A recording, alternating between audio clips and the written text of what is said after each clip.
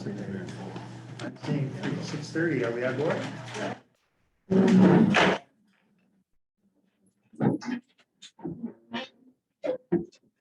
I pledge allegiance to the flag of the United States of America and to the republic for which it stands, one nation, under God, indivisible, with liberty and justice for all. Welcome, everybody, to the October 24th version of the Town of Manlius Planning Board. First item on the agenda is for approval of the minutes of our last meeting, September 26th. I'll make a motion to approve, given a couple changes that Dan just made. Can you tell us what the changes are?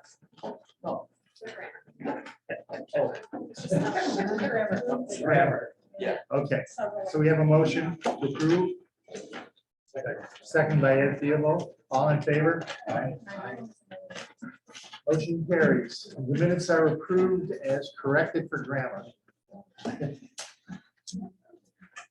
first item on our agenda is an application by Route 5 Development Corporation. This is scheduled this evening for a public hearing. This is a two-lot subdivision at 404 and 406 Town Drive. Currently, tax map number is 087-1-15.2. Madam Secretary, did we properly publish a notice of hearing? Yes. And does anybody want to have that read? Make a motion. Second. Motion by Ed to waive the, and I heard somebody down here to second it. That's okay, I'll second it. Judy, all in favor? Aye. Motion is approved for waiver of the reading. We're going to proceed forward. From this point forward, we're going to proceed forward for all public hearings with seeker determinations. These seeker determinations are not necessarily final. They can be modified at a later time based upon what public informs us of. But if council would lead us through seeker. So I wasn't here at the last meeting, so I'm not sure if the board has already declared itself lead agency, but if we haven't, then somebody needs to make a motion to declare ourselves lead agency for subdivision purposes. Second. I would entertain a motion for declare us lead agencies, first by Ed, second by Rich. All in favor? Aye. Any opposed? We are lead agency. All right, and for purposes of seeker, the minutes just have to reflect that this is an unlisted action. It's either a type 1 or a type 2 action, but an unlisted action. So if the record can reflect that. I have reviewed part 1 of the short environmental assessment form. This is a 2-lot subdivision. That's literally taking the building and putting a line through it so that the property will be able to be sectioned off for asset reasons, for financing purpose reasons. The public would see no difference when they look at the building. They won't know that it's been subdivided.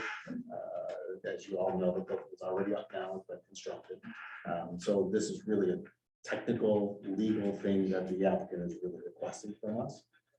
And it meets all the town provisions. So I'm going to go through the 11 questions in part 1 or part 2. I'm sorry. My review of this, and Doug, please jump in if you disagree.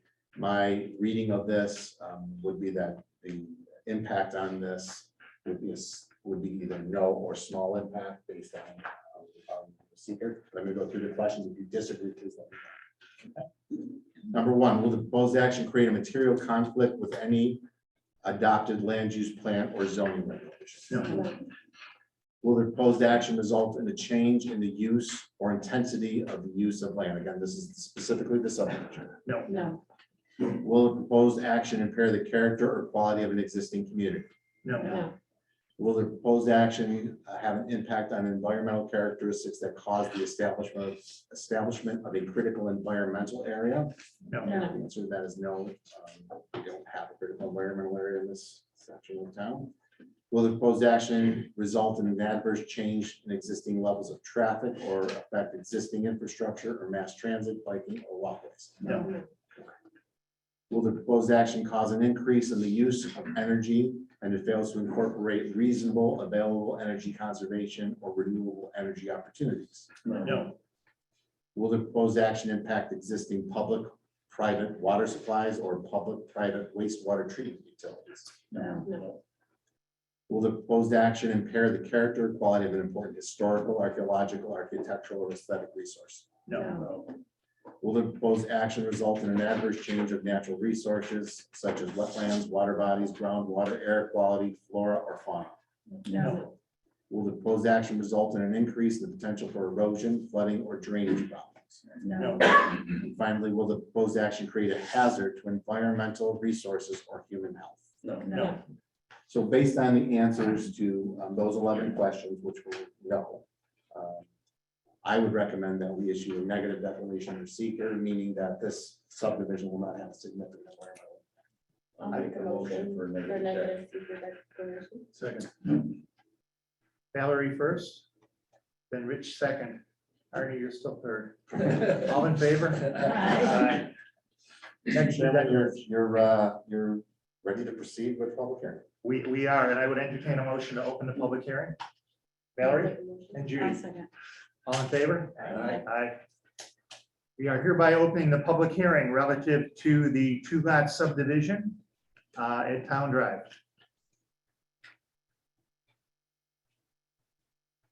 Do we have anybody on the internet? Make a motion to close the public hearing. I'll second. Motion to close the public hearing by Rich, second by Ed. All in favor? Aye. Based upon this information, I believe we're ready to have a motion to either approve or disapprove the requested relief of the two-lot subdivision. I make a motion to approve it. Motion by Ann to approve, second by Valerie. All in favor? Aye. Motion carries. Do we have the subdivision map that we can Um, read to read it? I don't know if we got it. Do you have a copy of the subdivision map? I do, it's colored, but you're That's welcome okay. to. We'll just read it to the record so we have it.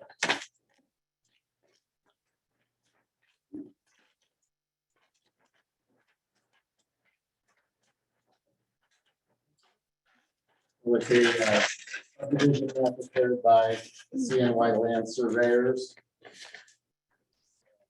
Titled Final Plat.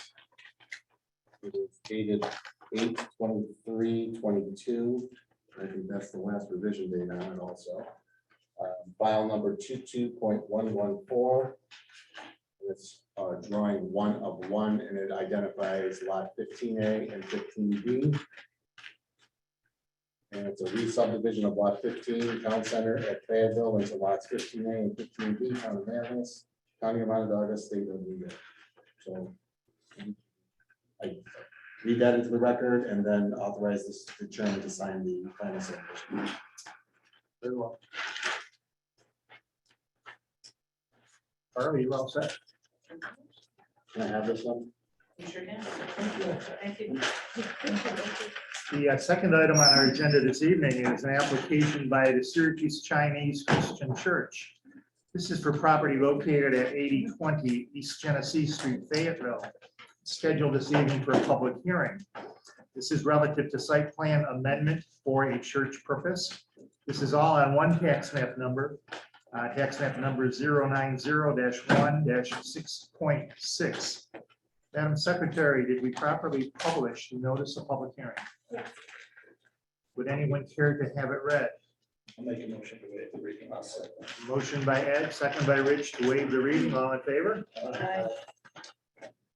We will now proceed forward with a seeker determination. Okay, as on the last project, this is a site plan review. It's a site plan review of the existing structures that are on the site. I don't believe there will be any material changes to the structures, the existing buildings. There may be some issues with parking that we want to discuss tonight, but I think it's laid out on the site plan. I'm going to go to part 2 of the seeker form like I just did with the last applicant. Based on our review of it, my review of it, Doug, I don't know if you have incredible. I think the answers to these questions will be low or small impact based on what we've seen, but please speak up if you disagree with that. First question on the, first of all, do we declare ourselves lead agency for this project? I don't think we don't. We do Okay, not. then We do let's not. make a motion. Motion by Ann, Second. second by Richard. I gotta keep looking this way. All in favor? Aye. Aye. We are lead agency. Okay, and for purposes of seeker, this is an unlisted action, just note that for the record. The secretary. Okay, number one, will the proposed action create a material conflict with an adopted land use plan or zoning regulation? No. No, Will the proposed action result in a change in the use or intensity of the use of the land? no, Will it minor. minor, Minor. small, no or small impact? Will the proposed action impair the character or quality of the existing community? No, No. Will it have an impact on an established critical environmental area? No. Will the proposed action result in an adverse change in the existing level of traffic or affect existing infrastructure or mass transit, biking, or walkways? no, Will the proposed action cause an increase in the use of energy and it fails to incorporate reasonably available energy conservation or renewable energy opportunities? no, Will the proposed action impact existing public-private water supplies or public-private wastewater treatment utilities? no, Will the proposed action impair the character or quality of important historical, archaeological, architectural, or aesthetic resources? no, Will the proposed action result in an adverse change to natural resources such as wetlands, water bodies, groundwater, air quality, flora, or fauna? no, Will the proposed action result in an increase in potential for erosion, flooding, or drainage problems? no, And will the proposed action create a hazard to environmental resources or human health? no, So based on the answers to those 11 questions, again, I would recommend that this board issue a negative declaration of seeker, which means that this project is site plan, this use of the property, which is similar to previous uses of the property and allowed under a zoning, and will not have a significant environmental. anyone care to make a motion? All right, I will second it. second by Ann, all in favor? Aye. Motion carries. Negative declaration, Who was in there before? Country Club. Tennis, has the dome, has like a tennis club. Basketball and all sorts. And then Isn't it most the- recent, like Taekwondo. Yeah. Taekwondo. Yeah, they're not doing anything to the building. Well, they're putting a couple of new doors on it, but there's no structural significance. I would entertain a motion to open the public hearing. Make a motion Judy, to open the second by public hearing. Valerie, all in favor? Aye.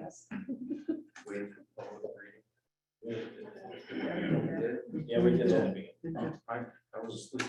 Public hearing is hereby opened relative to the Syracuse Chinese Christian Church. Anybody got anything? Hearing none. Close the public hearing. Second. Motion to close the public hearing and second by Richard, all in favor? Aye. Aye. I should note for the record, we have received 2 communications from 2 neighbors. And those neighbors, Florence Day is saying she has no complaints and no problems with what is going on. And you also have a letter we received from Dean and Joy Walters, and they are telling us they look forward to having you in the neighborhood.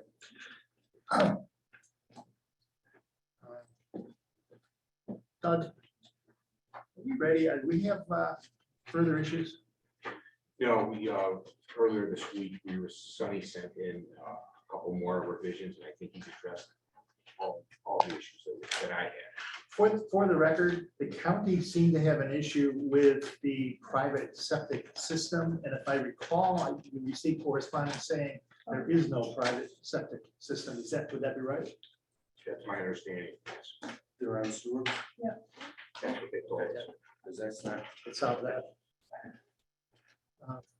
We're in a position then, that being the case, we can move forward. If anybody would like to do a motion relative to the site plan amendment, changing this to a church, either for or against. I'd like to have some further information about it's a property that's not owned by the church, ingress and egress.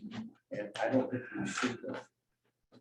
And there was one talk about one of the roads that Between the buildings to the parking lot.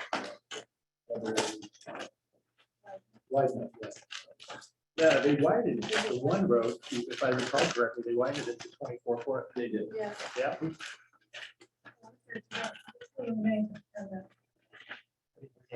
I was there today, I didn't see anything different. Well, no, they haven't done it yet. When I go there, it's great. They put it on the plans that they were widening, yeah. So that should be contingency. I just haven't got. Well, there's a few things on the plans that aren't there right now. And one is that the existing lighting, that's all gonna be fixed and up and running. There's a number of items that they have represented here. The size of the parking lots are 10 foot by 20 foot, they're representing in their plans. So if we do any approval, it's contingent upon this being done according to the plans.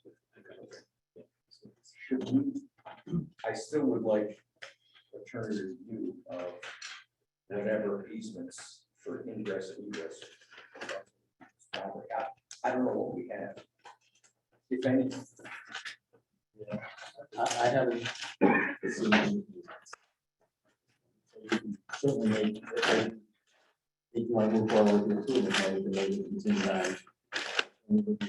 Yeah. Easements. Okay. Yeah.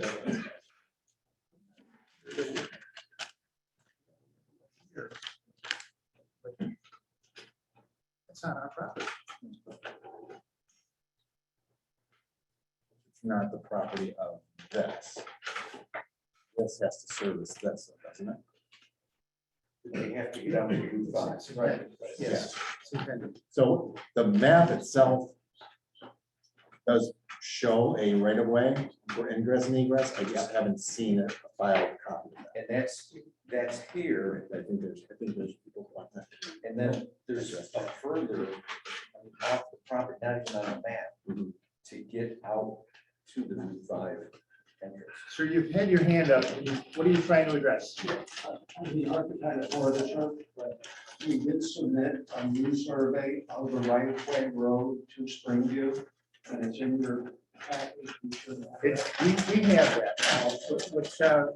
What Mr. Rossetti is looking for is he wants to actually see a copy of the physical right of way that was reported with the Onondaga County Clerk.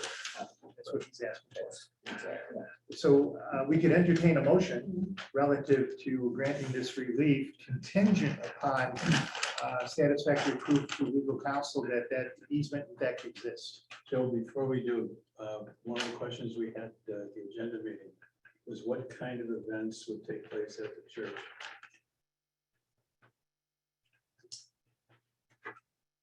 Question really was, are you intending to lease out the building for other churches, for other purposes? I think that was one of the issues that we had. There was a concern that there might be wedding parties that would be disturbing the neighborhood. Can you tell us how big of a congregation you have? Yeah, currently we have, my son is on a board member of the church. Currently we have about 40 to 50 people participants. How many weddings a year would you possibly have in your congregation, roughly? In the past 3 years, we had one in our backyard. Richard? Okay. And you don't intend to lease out the building to other churches or to other organizations, community groups, like, so that they can use it? No. So it'll be solely for the purpose of your church? Yeah. All right, you okay? I'm ready to make a motion. What about hours of the weddings? Like, what about if they have outdoor weddings till like 1 o'clock in the morning? That would be enforceable as a code violation or noise ordinance For noise, issue. yeah. Noise For ordinance the issue. noise ordinance, yeah. Is there restrictions in the area for, like, is that what that is? Well, this would be an allowed, it would be a religious service that is an allowed use in this zoning district. And so the church would be able to hold its congregant meetings, including weddings, if that's part of their religious ceremony, then they would be able to hold that. And they're, unless this board wants to, you don't intend to have weddings at 1 o'clock in the morning. I don't want to do that by myself. There are quite a few houses that are back right up to it, though. And, you know, I mean, if there is you know, I know some of them have young children. If there are weddings or parties till late at night, that could be a disturbance. It was like, pretty sure it was like a karate place before, right? They didn't really have late parties there. Be a change of use. We're not anticipating that there's going to be any problem with a congregation, a small size like that, and with a frequency or infrequency of weddings. We're not anticipating that there's any difficulties or any problems. The two neighbors who are impacted wrote to us and said, green light, go forward. Okay. Bless these guys. Yeah, I'd almost say that if you are going to have an event, you can reach out to these individuals that responded and let them know. They can let the neighbors.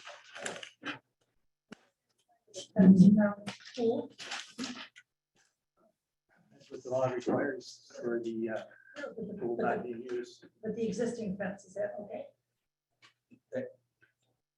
Get a conversation about that. Yeah, it is there. Yeah, that's properly fenced. Arnie, What was the lighting? the lighting is on the drawing. They provided what the lighting was gonna be. And he said every one of them is gonna be operable. So we're back to Arnie again, taking a motion. If we go ahead and second. I'll second. Second by Valerie, Contingent. legal contingent Yeah.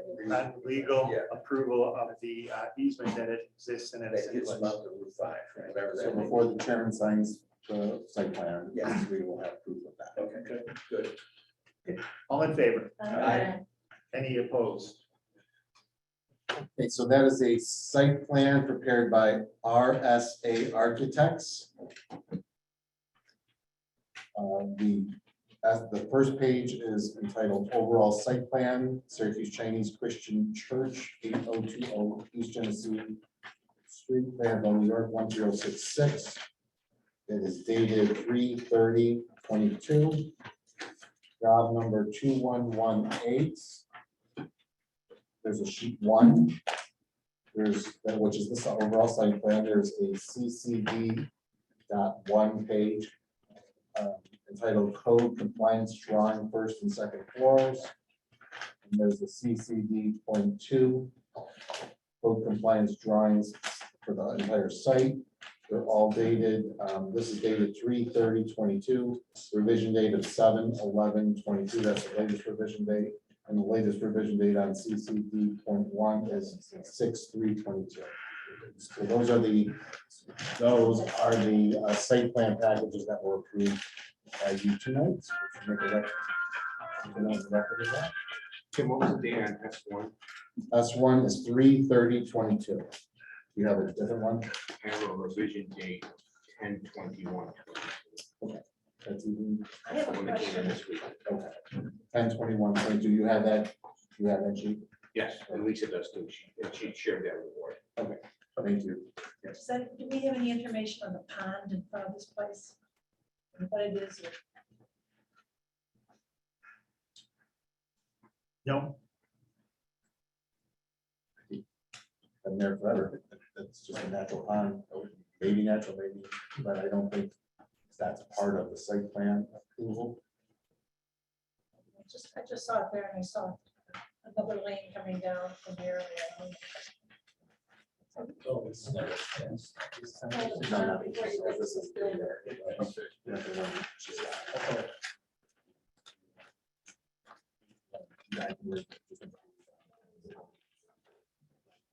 yeah.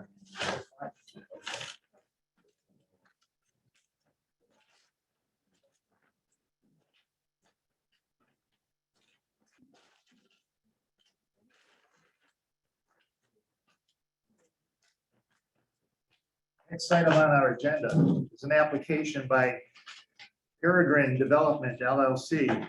This is scheduled this evening for a public hearing. This is relative to site plan and special use permit at the Peregrine Assisted Living Center, Medical Center Drive, Fayetteville.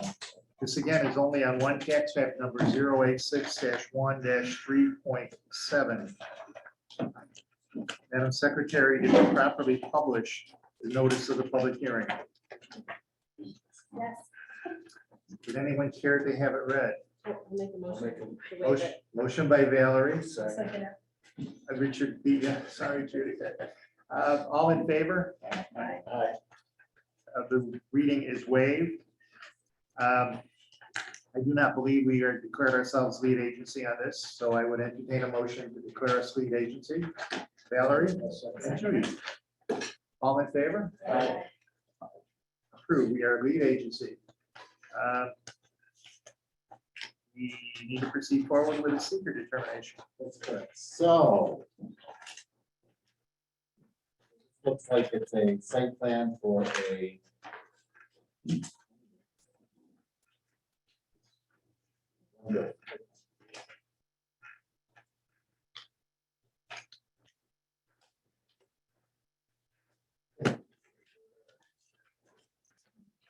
I'm not used to having all these maps for a long time since I've been. Okay, so again, we're gonna go through the part 2 of the EAF. This is a 37,000 square foot building that will house assisted living residents on a site that is near an existing assisted living facility. So it's properly zoned for this purpose. I'm going to go through questions 1 through 11 to determine what the environmental impact of this project would be.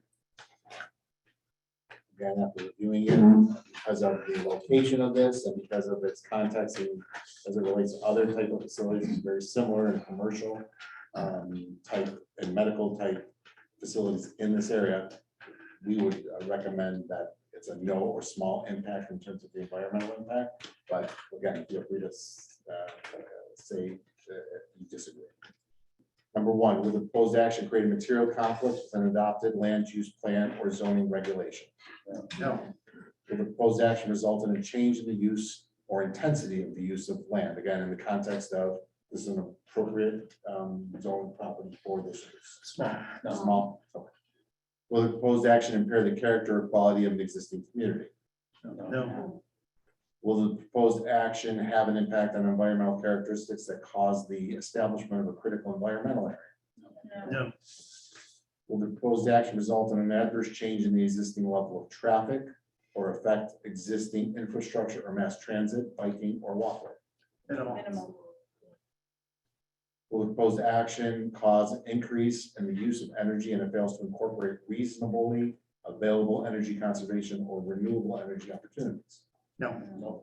Will the proposed action impact existing public-private water supplies or public-private wastewater treatment utilities? No. Will the proposed action impair the character or quality of important historical, archaeological, architectural, or aesthetic resources? No. Will the proposed action result in an adverse change in the natural resources, things like wetlands, water bodies, groundwater, air quality, flora, or fauna? No. Will the proposed action result in an increase in potential for erosion, flooding, or drainage problems? No. And will the proposed action create a hazard to environmental resources or human health? No. So based on the answers to those 11 questions, and in the context of the property and where it sits as it relates to other properties of similar use, I would recommend that this board issues a negative declaration. We will not have significant environmental impact. Richard moved. Second by Ann. All in favor? Aye. Negative declaration is approved. We did hear from county, and I wanted to emphasize this because I was in the minority on this. The county has recommended that the board should encourage the applicant to facilitate pedestrian access by providing additional sidewalks, crosswalks, connections to adjacent parcels. I kind of think that might have been what someone else had suggested before. Or not. Or not.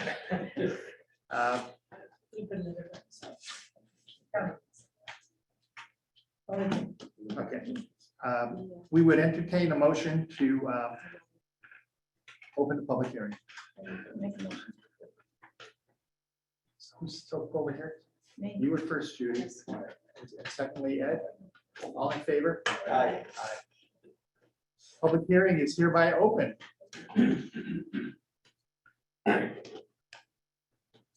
Yes, sir. 5 years ago, I bought in Starview. Would you like to come right up here and speak to us, sir? And we need to know who you are and where you live. This is help protect me from you. Hi, my name is Robert Janowski. I live at 159 Avril Drive. And my point is, 5 years ago, I decided to come back to the Syracuse area, and I bought in Starview at the same time. Naturally, having some background, I looked around at the neighbor area and looked at the zoning and everything and saw that mostly everything around was an R3. I want to go back in history on that, and it was. And so that made me feel better about what I was buying, because I thought that zoning changes would be difficult to impossible to get to protect the existing residents. At the same time, about a year later, I drive by and real estate agents have signs saying commercial use land here, commercial use land, the property you're talking about, and on the other side. And I'm thinking to myself, how could they make that claim when at that time it was still R3? And so I was very disappointed by that. And now I get into, have you considered in the traffic that, what's the medical center? What's the size of the parking lot? How many cars? Now, when you drive out of Starview, I've been almost in an accident 3 or 4 times at that first entry as cars flying up from the medical center. And you got to consider, not today, but you have to consider you approved a parking lot of how many vehicles and what that load is going to be in the future. You know, look at just today's burden when you approve something that has a bigger burden, and I think is irresponsible. And also this thing about advertising, it led me to believe that, well, it's a system rigged. You know, that these people know that they can get anything passed through to the zoning board. And that's why they're advertising it that way. So I let that hang there, but I really, it disappoints me very much. And I don't think you guys should go ahead with approving either of these projects. Thank you, sir. Anyone else? Online?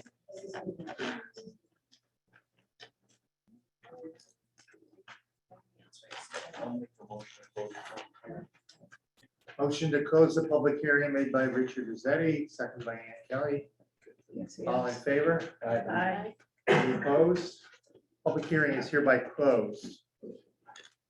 I think given what was stated, it's very important for the public to understand, we have nothing to do with zoning. We do not change zoning. That's done by the town board, so, It's done by the town board. and this is RA, it's not R3. I don't believe it was changed. Yeah. So this is, I thought it was all right. It is all right. Yeah, it's RA. This has been So, already. Yeah, I think it's been RA for years. I just wanted to at least clarify that. And in our A zone, assisted living facilities Is acceptable. have been allowed. And actually, this is not quite an assisted living. It is a memory loss unit. Yes. It's for people who are having memory difficulties. However you want to phrase that. Is somebody here for the facility? Yeah. I work tonight. Okay, so one of the things, I know that there's been a push for sidewalks. And we have a sidewalk nowhere on this property. And I'm wondering. Matt, you want me to share my screen? And so I guess my question is to the applicant.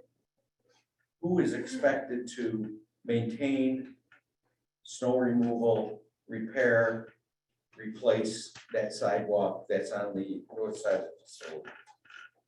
What is the expectation of the applicant?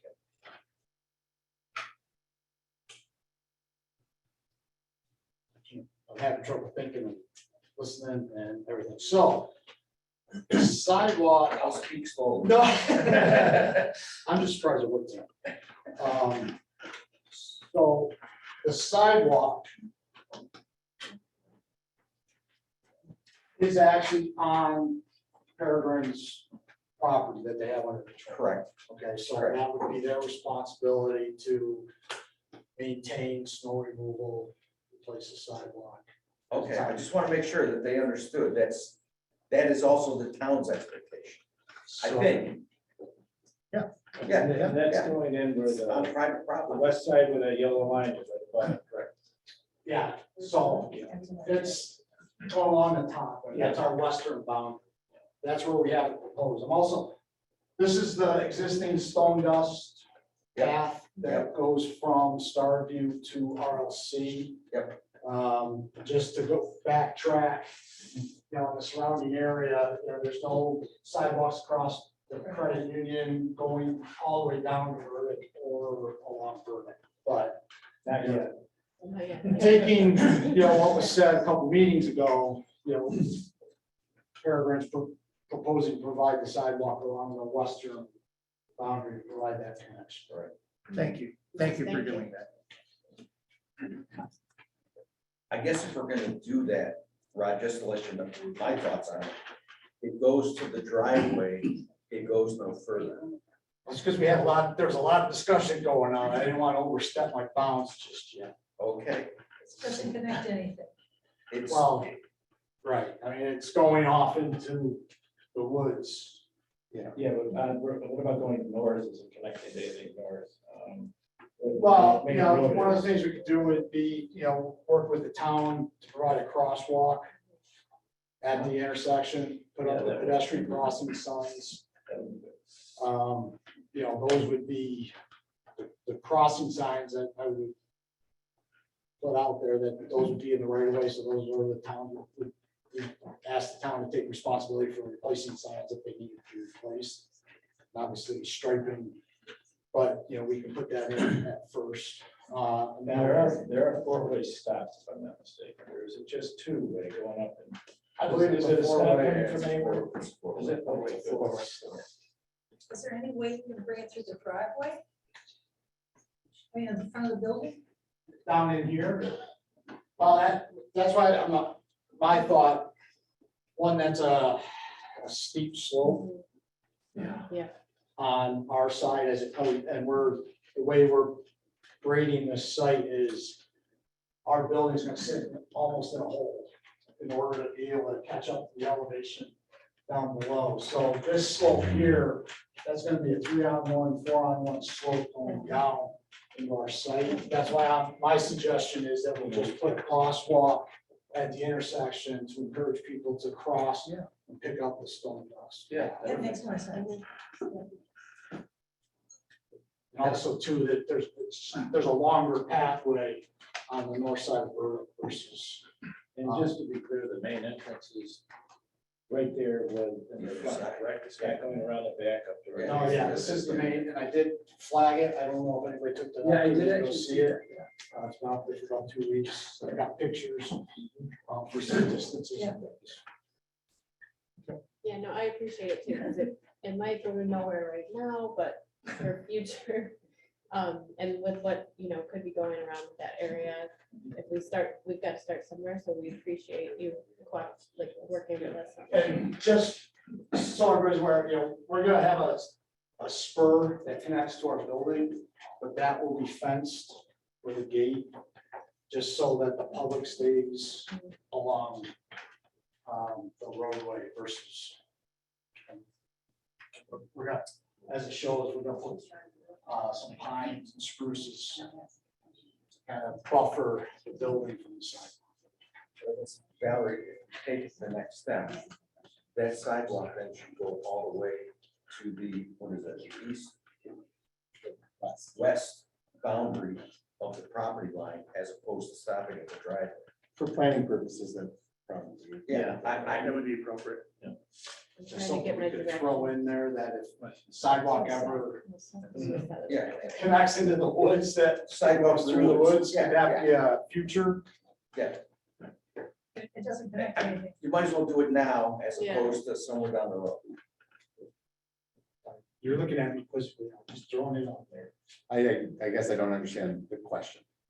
Can we do that piece of sidewalk in the future if there's ever anything that gets connected? You're gonna build that sidewalk all Well, along. it's just one of those, it's a sidewalk to nowhere. Yeah. Right, but for planning purposes, it's a I sidewalk to understand, I a just- developable property that Why may you be double developed check? in the future. Ours is probably I, recommended. it's short enough, it's not. It's a very short stretch. I'm and- not saying it's a big deal, I'm just tossing that out there. If we don't do this now, then we're never gonna have a connection for future development. And we do have a vulnerable age group up there at Stargazing. We have it at the Resort Lifestyle. They're all older folks. They're retirement age. And this is an Alzheimer's unit that we're talking about here. This is appropriate. The residents won't be able to leave the building. Yeah, that's right, that's probably not. Okay. Yeah, I think we're thinking like. Rod, if you're okay with that, that's carrying it to the other end. All right, See, the other two ends don't go So- on the road. Mr. Bolton's okay with it, so we'll revise the plan to show the sidewalk on the south side of the drive. Good, thank you. Doug, are we missing anything from engineering point of view? We talked preliminary SWIP, but once we get to the final stages, if this is where we are, we need the final SWIP submitted for final review. Yeah, this is, I didn't want to get too far ahead of the. Right, I agree. I think we could entertain a motion subject to engineering final approval. Which would include the SWIP. To include this one. Maybe we should talk about the off-site improvements. Before we get to that. The thing on the roadway. Yeah, Medical Center Drive, what they're proposing, I mean, maybe everybody's okay with it, I just thought we'd throw it out there. Well, I thought engineering had actually looked at that and determined that what they were proposing was appropriate. That's what I thought we talked about before. Am I wrong? You provided the letter, did you get it? You should have gotten a copy. There's a letter from Gordon. Yes. Yeah, it's fine. Yeah. I've spoken with the highway superintendent, he's fine with it too. Okay, the only other things that I have, I don't like approving a site plan that has freestanding monument signs without knowing what they look like. And we've got two of them. So we may want to just hold off on that until we actually see the signs. But it's. If we don't have the specifications of the sign, we really can't approve the sign. But it says it on the site plan and that's what's concerned.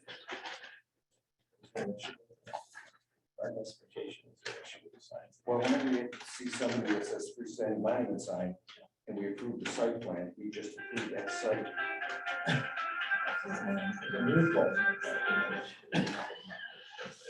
We've now approved the site, or we've approved the monument sign, which. What would have to be within specifications of the code, period. Right, so I guess what I'm saying is I would rather not be on the plan. And bring that to us. To a separate. It comes in later, right. Sign permit. Yeah. We can do that. Right, Right. right. That would be all right. That's all I'm saying. Yeah. Yeah, that's not unusual. Brad, are you okay removing that? For the time being? Good time being here. Okay. Codes could approve that after the fact, once they see the specifications of what you're doing. Yes. Okay. Yes, thank you. I'm still willing to entertain a motion. I'll make that motion subject to removal of the sign. Motion made by Ed, second by Ann. All in favor? Aye. Aye. We have that condition to also extend the sidewalk to the boundary, right? Yes, which has been agreed upon by the developer. So the plan that we have before us tonight will have to be updated.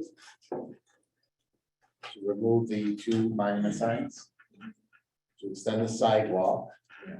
We also have to have a condition that the approval is going to be based on, contingent on engineering review, primarily of the stormwater pollution prevention plan that has to be submitted. And the overall site plan should be dated for tonight with those changes. So last revised today. Correct. Right. Yeah, we. No, we didn't vote. We just Nope. made the motions. We got a motion pending. Motion pending. Subject to those additional conditions that have just been laid out on record. All in favor? Aye. Any opposed? So this is a site plan package. Also a special permit. We have to go over a special use Oh, we permit. have done that, yeah. No, we have not done that. Can we? I'd like- Well, we have We a have public to do hearing. that first. No, they have to do it first, but we have to have a public hearing. So as the special permit, then It was all in one. it was all. All in one. So we held a public hearing both on the special permit and on the site plan. Right. So we have to go through the special permit criteria. Yeah.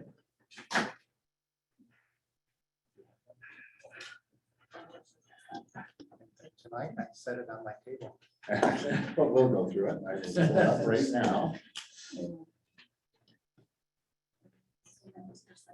So, yeah, that was a site plan approval, and it's a Peregrine Development LLC Senior Living Center, Medical Center Drive, Town of Manlius. That's the title sheet. And it's dated 10/13/22.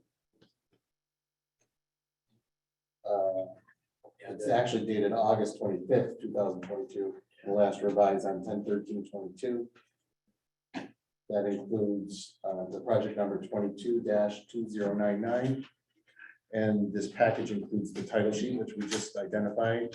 General notes is C2, survey and existing conditions, C3, site preparation plan, C4, neighborhood plan, C5, layout plan, which is that the site plan? Yes. The layout plan is the site plan which will be revised to include the changes that were made tonight, and that will be updated for tonight.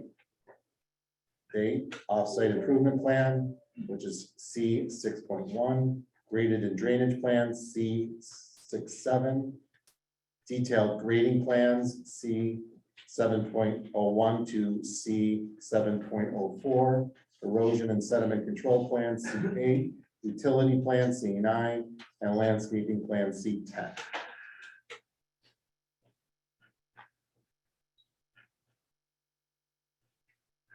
Now we're going to go over. 1 second.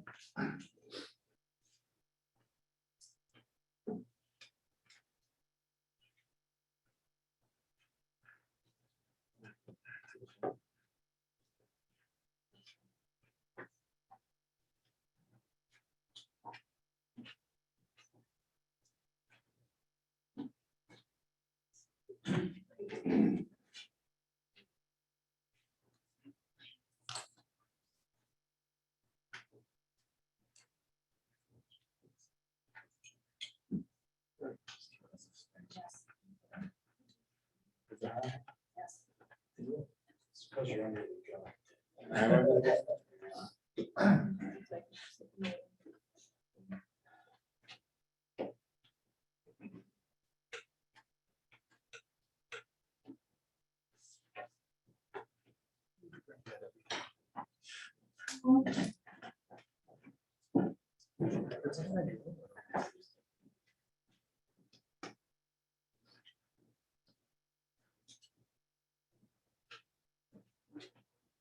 I'm sorry. Bear with me.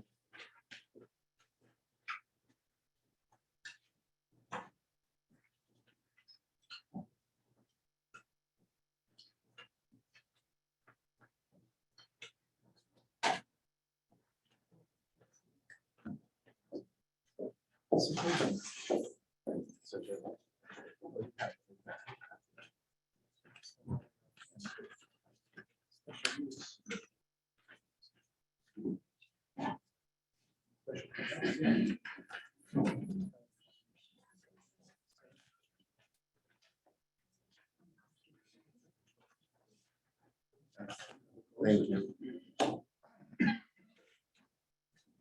Usually I just pull, it comes right up. I don't know why it's not coming up. There's a computer. 27, section 7. 27. section 7.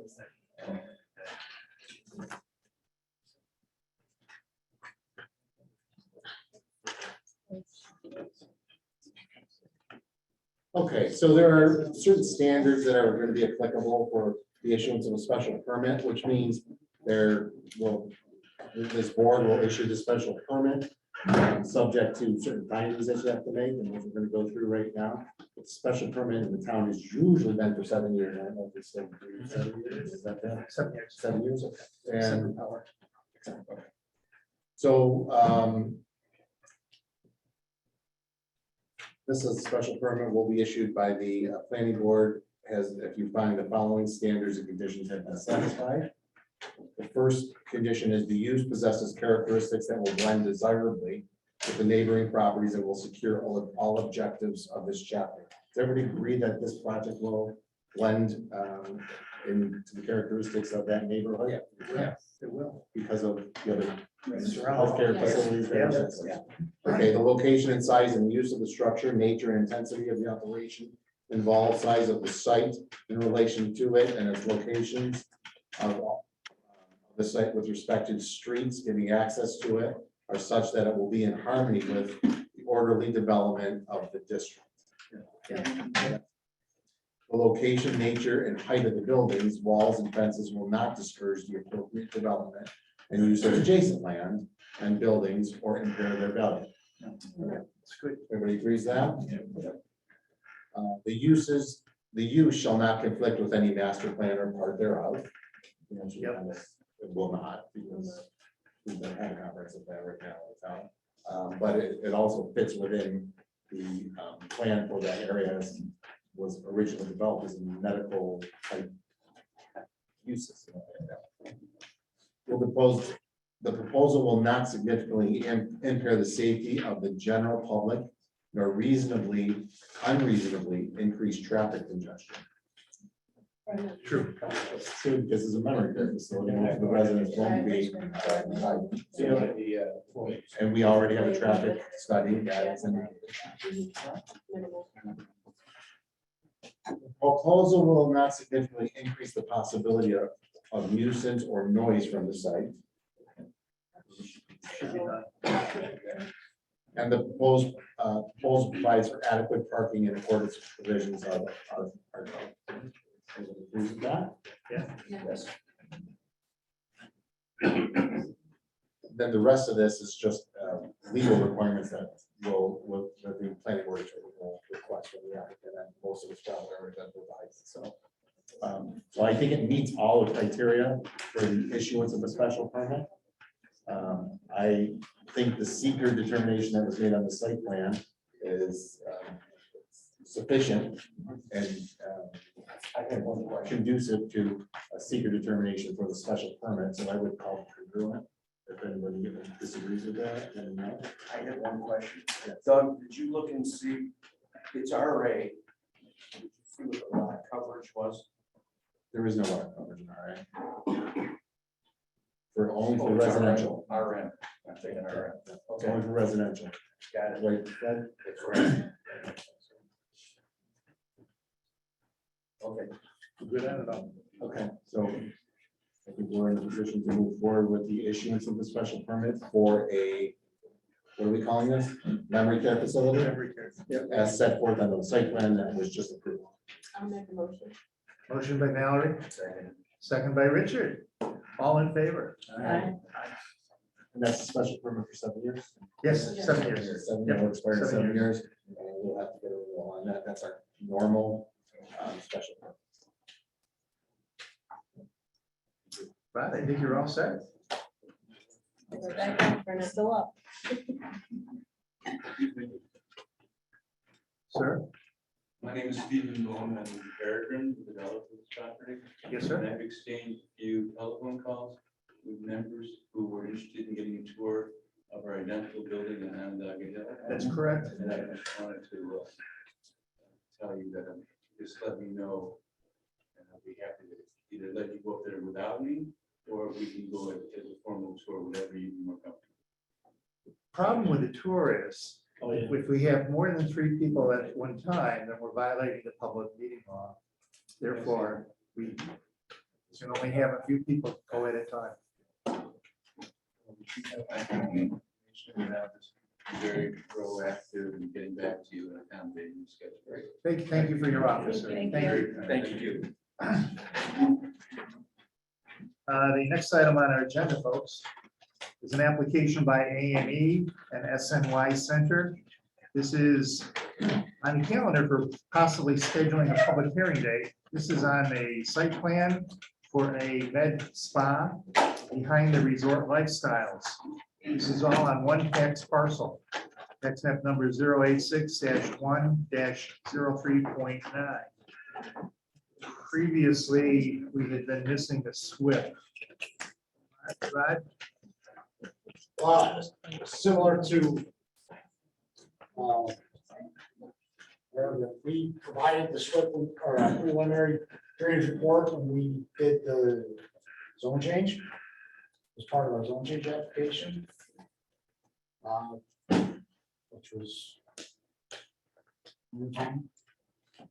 so we haven't updated that because, frankly, we've made quite a few changes and I need to know what path we're going down. So I do not have a updated SWIP. Well, you have made quite a few changes, but actually the size of your building is gradually increasing again. And you've got one area, if I recall correctly, it's 3,990 square foot that is labeled future development. And I believe this board is not happy to see a future development when we don't know what it is and we don't know the details of that. Lisa, well, no, I think I lost because I closed that.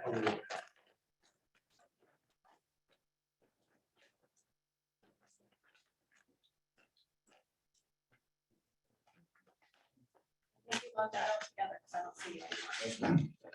Oh, really? Yeah. It says I'm still on. Oh, really?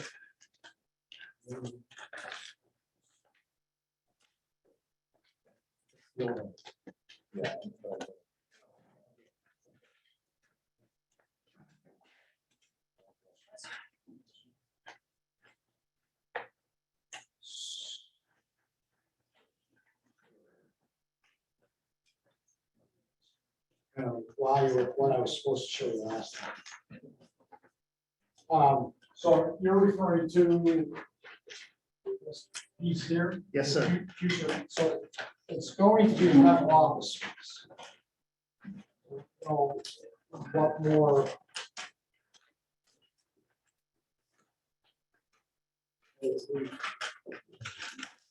Architects label it as medical office space. We accounted for parking as medical office space.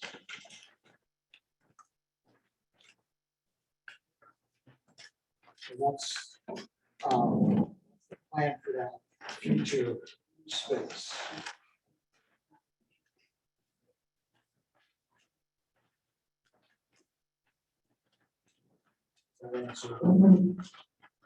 Well,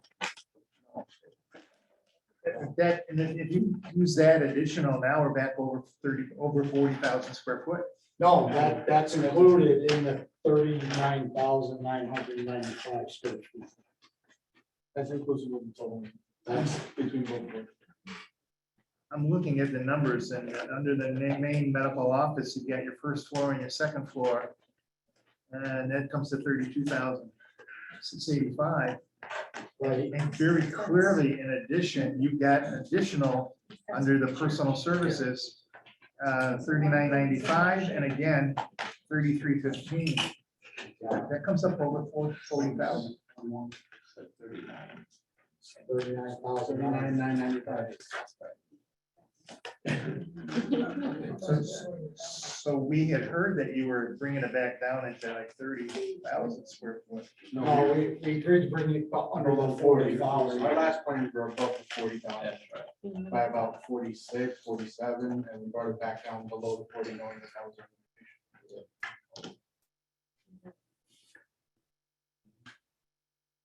So your future development is absolutely going to be medical offices. Yes.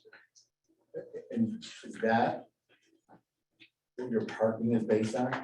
Correct.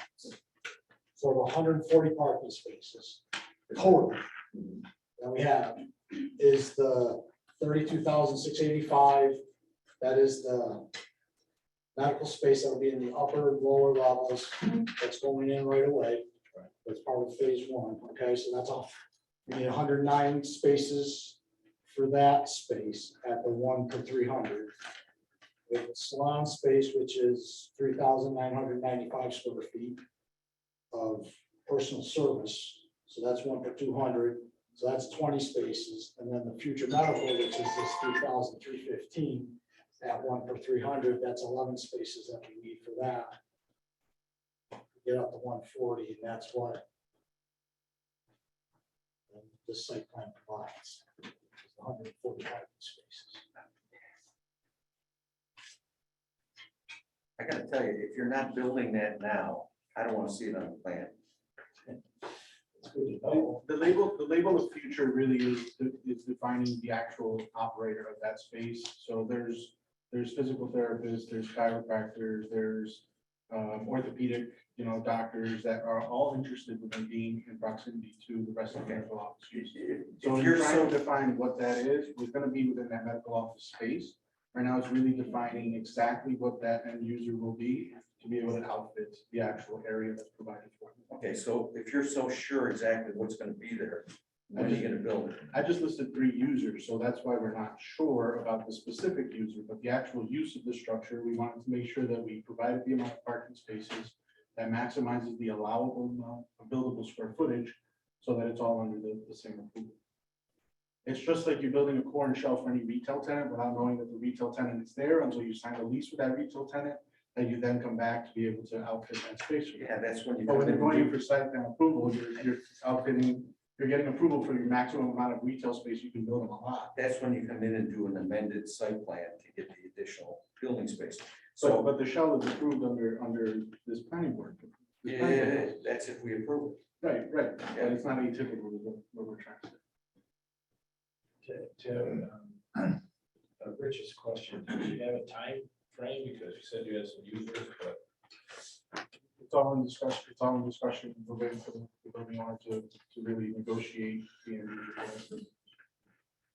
But we can't just leave that open forever.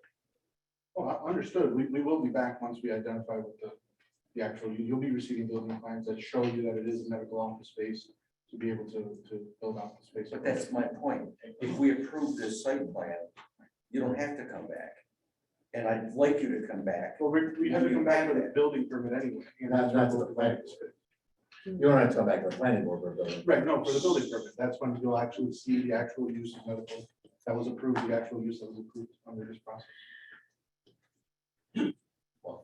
I might add just one thing. I have the physicians that are ready to join this space without the go-ahead to build on it. They cannot then go ahead and get out of their contractual agreements with their medical professional now as it stands. But I do have the physicians that are interested.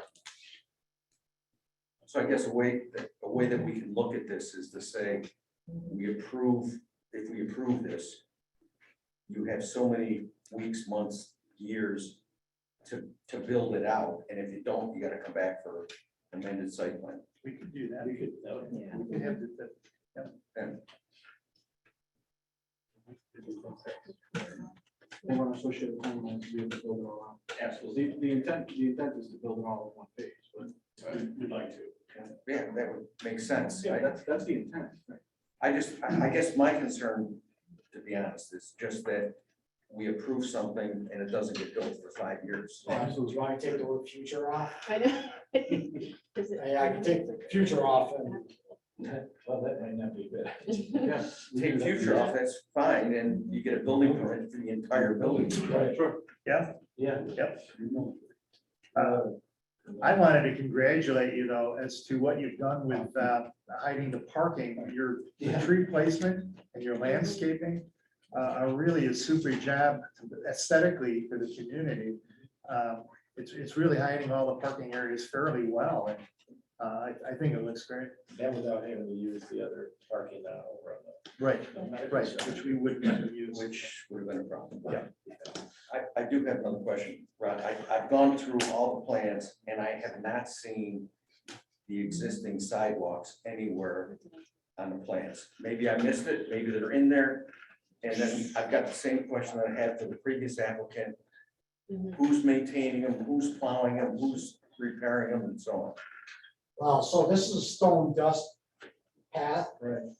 So plowing is, we can't plow it. It's not wide enough, right? You can't plow up there. I have to look.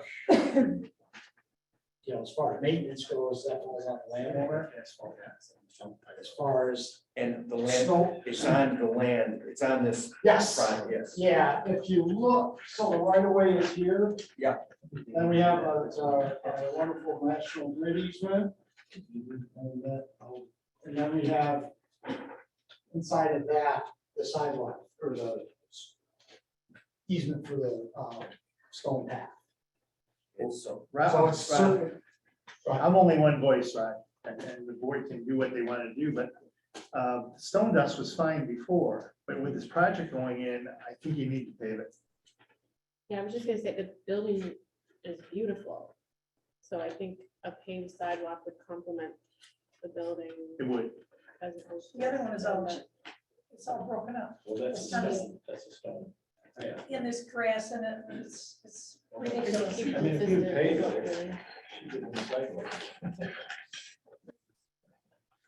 I mean, I think it's in the other questions of takes care of it.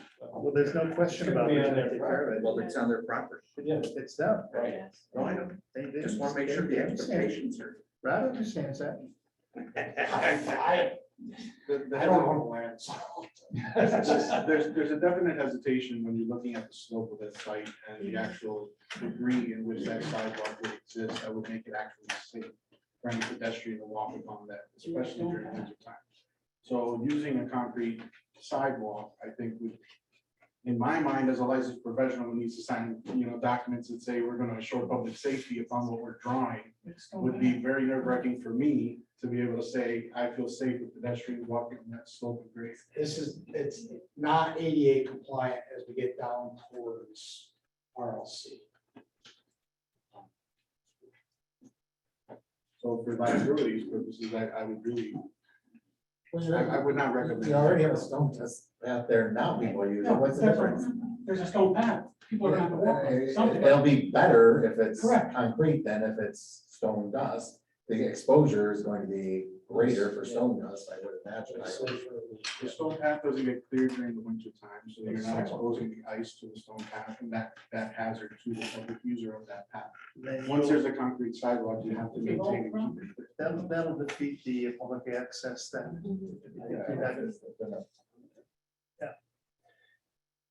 Doug, from an engineering point of view, are we in a position to schedule a public hearing? I suppose there's a lot of things that we still haven't seen. Would you prefer to wait until you've got additional documentation?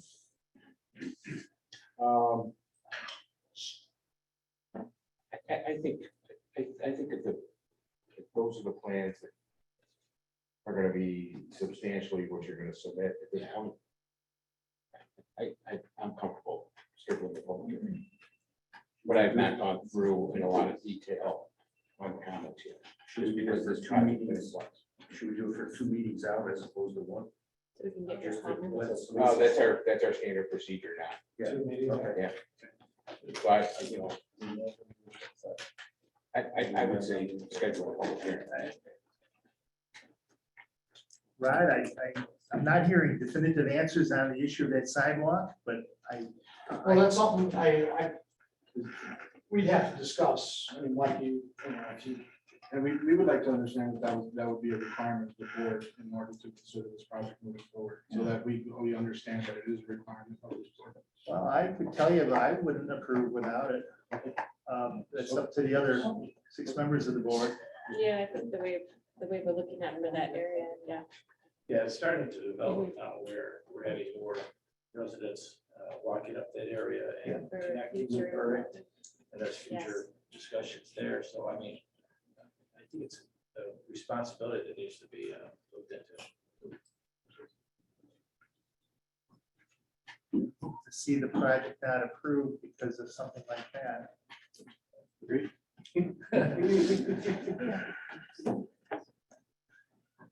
Okay, Can I ask one question? At present, how much of that, the medical centers even occupied, how much of it has available space for doctor and medical offices? Is there a need for more medical office space? that is a question that actually is not pertinent. Medical center down there, what percentage, does, it's not relevant to whether they want to build one. That might be relevant relative to their, this is, but not for our purposes. Okay, I would entertain a motion to schedule a public hearing. For the second meeting in November. Yes, our worthy secretary will give us the day. Motion by Valerie. Second by Richard. November 28th. And all in favor of the scheduling of the public hearing? Aye. Public hearing is hereby scheduled November 28th. At that time, if the public wants to comment, they are welcome to comment in more detail.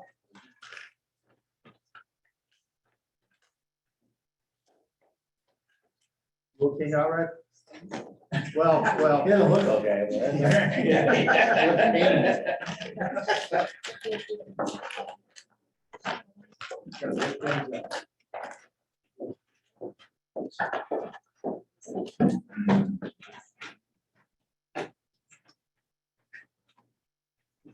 Thank you, everyone.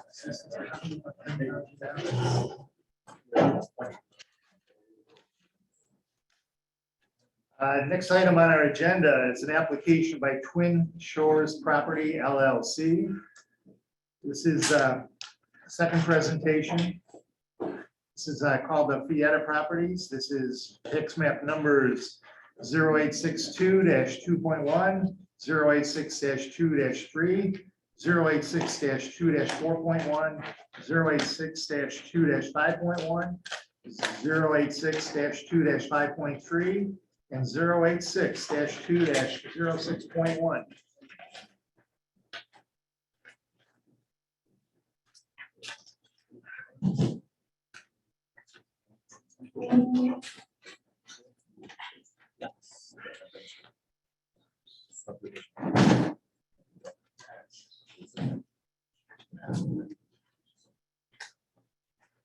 That's strange.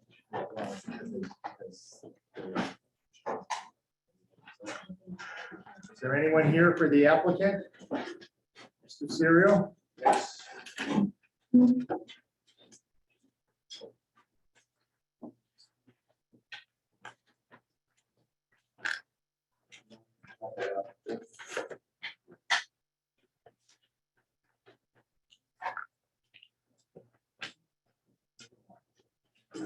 Good evening, Mr. Chairman, ladies and gentlemen.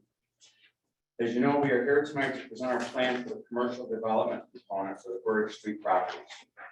Twin Shores, as you know, is developing the southernmost area, an almost 9-acre parcel of the CA zone of this property that will provide sites for commercial businesses, the requisite access, parking, and related utility services to 3 individual commercial building pad sites and a standalone LED informational sign.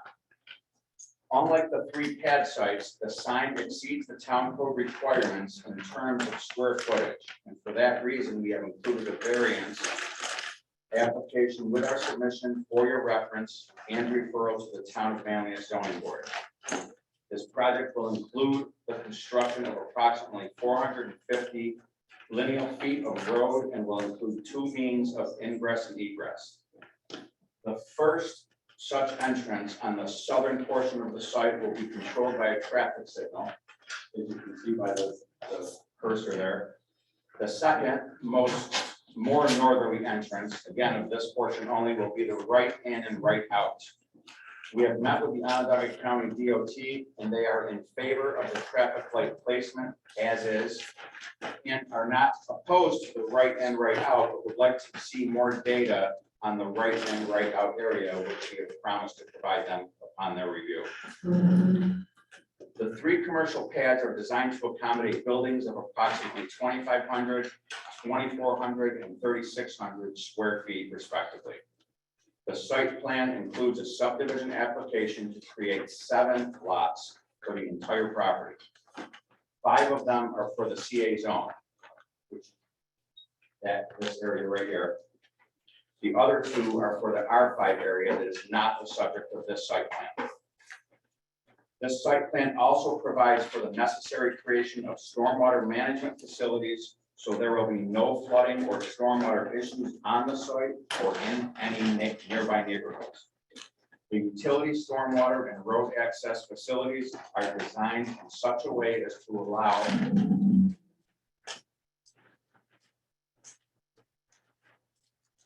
additional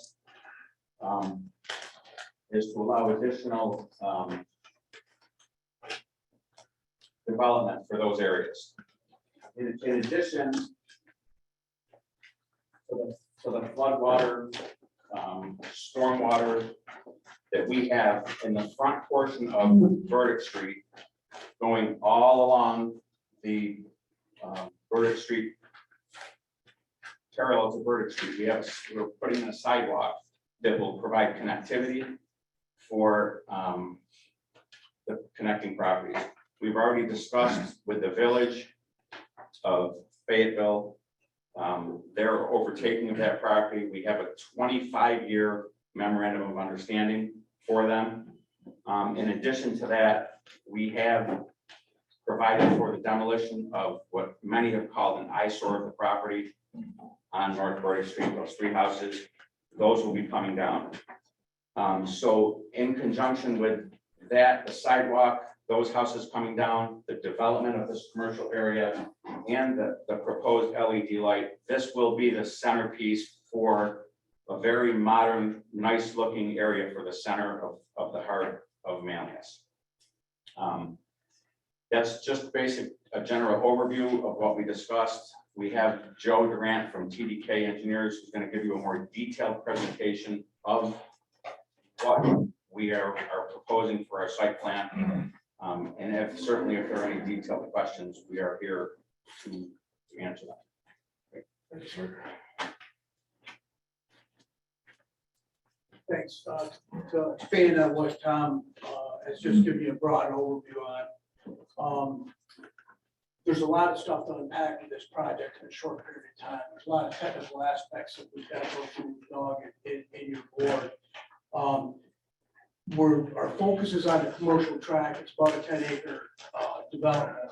What I'd like to do, because of the relationship to the prior projects that were submitted, I think in 2008 and 2018, I'd like to hit on some of those because there was a lot of background information that came from the town board, the town planning board, the village of Fayetteville, Onondaga County Planning, Onondaga County Department of Transportation, New York State Parks and Recreation, what we met with them on, the DEC, Army Corps of Engineers, and evaluate the site. And then when we get into the FEMA aspects, we've met with U.S. Fish and Wildlife to brainstorm our approach to allowing development while providing no impact to the floodplain. So there's a lot of issues here, and basically some of the stuff that came up before on our zoning. We were here in August, and it's a recommendation of the town. We rezoned the properties. Our proposed subdivision is matches up so that we do not cross borders with our zoning. The 7 parcels that are proposed all match the currently approved zoning.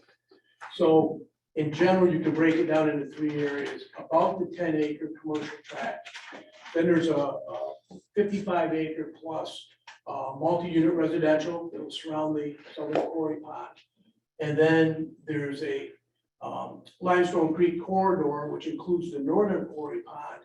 It's about 60-some acres. Overall, it's about 128-acre parcel. The way that we've approached this is looking back at the origin of the site. It's been the Fietta property, the quarry, since like the 1930s. So those 2 ponds that are there, those 2 quarries are man-made.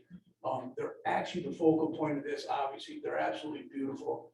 They resemble Green Lakes, which is a couple miles to the east.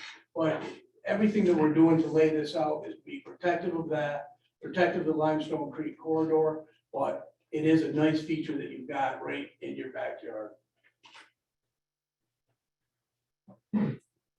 So on our overall site plan, those of you that aren't familiar with it, you've got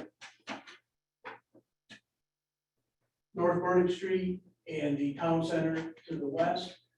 You've got state recreation and parkland to the east.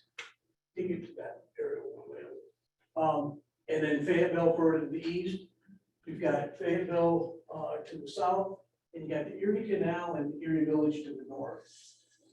I point that out because these are the two features, the North Pond and the South Pond.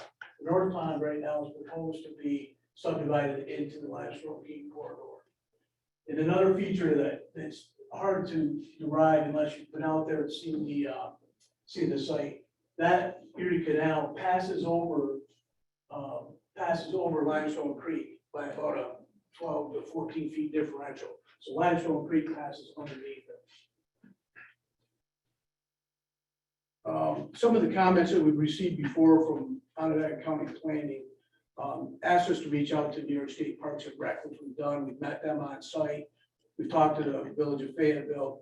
And our objective is really to put a blend together of the 10-acre commercial development and to allow for multi-unit residential at some point, and to blend that all in with the Limestone Creek corridor. There's a connectivity issue that we want to make sure that we build into this to connect Fayetteville to the town center and along the North Burdick Street corridor. So again, looking at these projects, the way it sits right now, by today's standards, you wouldn't be able to leave quarry ponds in their condition. There's ridges of cemented sand and gravel around both pond features that are anywhere from 10 to 50 feet high. And it's beautiful material. It's a start setting out there. Those of you who've seen it, it's got some cemented pillars of sand and gravel. And what we're proposing to do is to work through this area here strictly with our commercial development. And in doing so, we're taking the prior information, the prior traffic studies that told us where the county DOT would prefer to have these signalized intersections. So go to that, the one with the overall site plan there. Yeah, so to follow up what Tom was talking about, the northern intersection it exists, and the plans called for expanding that intersection so that you could access the property to the east. So that would be a modification to this traffic signal. This one is proposed between the Carrabba's and the and Coles area.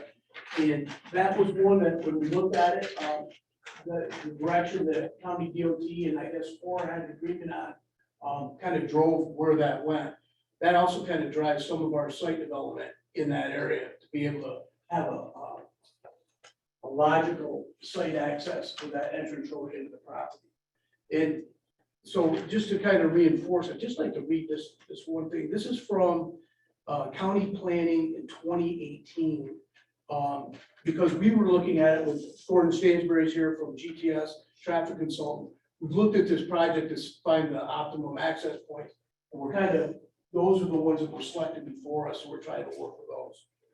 One of the comments from 2018 regarding Onondaga County DOT and driveways and traffic is the proposed traffic signal at the Coles driveway is already being planned as part of an independent coordination between core development and Onondaga County Department of Transportation. It is intended to take place regardless of the proposed project. This signal will replace an existing signal farther south on North Burdick Street, which will be closed. The Village of Fayetteville requested a copy of the agreement between Core and DOT as it has an interest in the transportation plans for Burdick Street and is currently working on some different site development in the area. Per residents or per representatives of the applicant, traffic impact study have been completed back then in 2018. And Onondaga County had requested a copy of the study for their review. So there's been a few studies done out there. New York State DOT was consulted by the county and they didn't request any information. So this kind of drove our access to our site, how we were gonna fit the projects in, where we could do our development. We asked Gordon Stansberry to take a look at our traffic situation and do an update. And basically, there's been some comments before about the alternate access points. And we've done this before. The traffic signal, not only controls that access point, but it also does a good, it's a good means for controlling the adjacent driveways as well, because there's braking action from the traffic signals. I don't want to steal your thunder, but it really is a lot of way to control the adjacent driveways. The one up here at the north, although it's not part of our commercial project, I feel compelled to just kind of talk about these access points so you have a full picture of it. But that access point to the north is the existing one that's been there since the 30s. So it's on the corner, it's got the sight distance, the elevation is down a little bit, it would need to be tweaked, but it's a nice way to have a controlled intersections near the signalized intersection. And we're proposing to be right in, right out, so that further controls it. So that's our approach to that one and the southern entrance.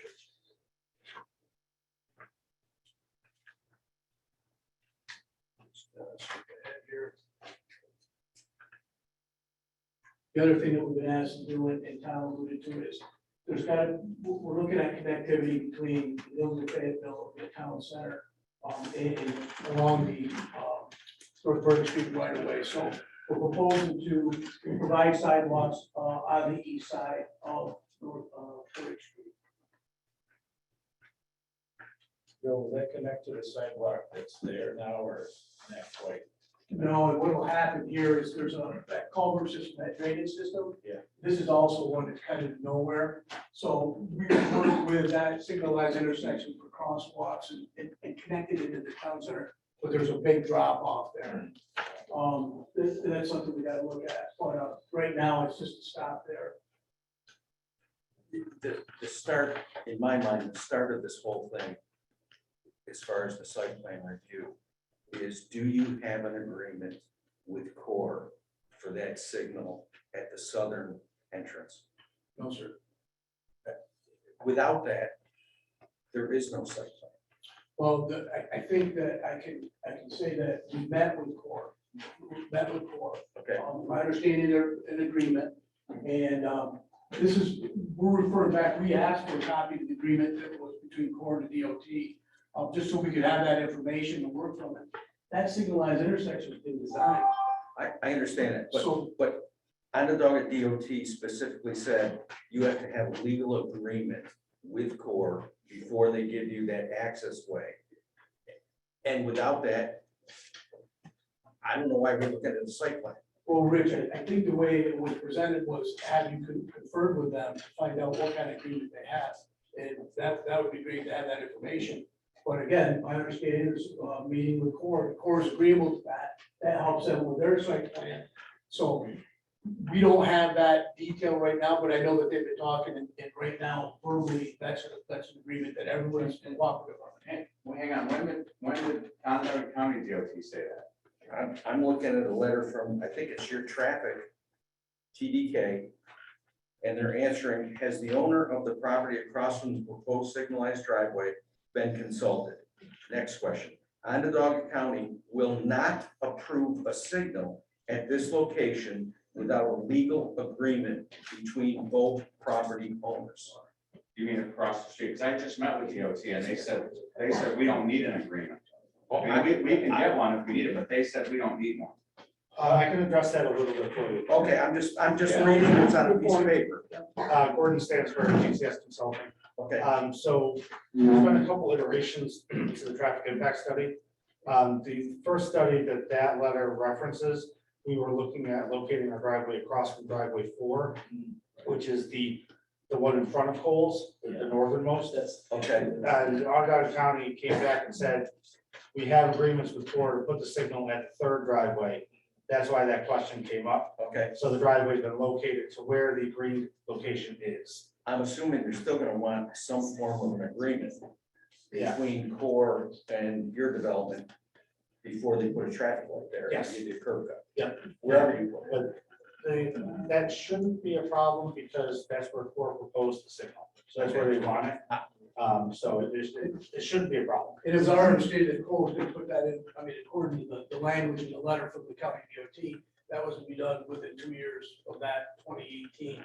So I don't- we're connecting all the dots, but, you know. I don't disagree with that, but now you put another retail facility across the street, Core may look at it a little bit differently.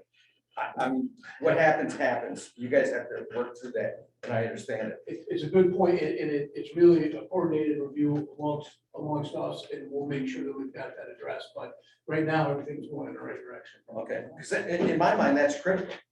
Without that, That layout, Rich, is that the layout that we have on our drawings is Core's original traffic, signal, so we built off of that. Okay. And working with Gordon, we'll do updates and enhancements to make sure it's consistent with today's standards. Yeah, I can see it only be a coordinated effort to be done right around the time for the project. And not like 5 years later. so I guess some other questions I have, just to let you know my thought process is I'm a little confused at exactly what's on the ground now. And I know we've got a site plan or a survey in here that shows, I think, 7 different tax parcels. Yes, sir. Maybe that's what's there now, I don't know. But what you're gonna do, I think, is to re-subdivide it. Yes, sir. Because you wanna have the commercial piece, I'm assuming, on one parcel. And then the R5, don't correct me if I'm wrong, the maximum acreage for an R5 parcel is 10 acres. So you may have 5, 6, I don't know how many parcels in the R5 zone that would be helpful for us to know. And I know you're not developing it, I get it. Thanks. And somebody else is gonna come in and develop it, but for us to re-subdivide part of it, but not all of it, makes it difficult for us to kind of see through what's going on. And I understand that. I mean, from our perspective, we're setting the table. And right now, the focus, it's been a year, the focus is on the commercial track.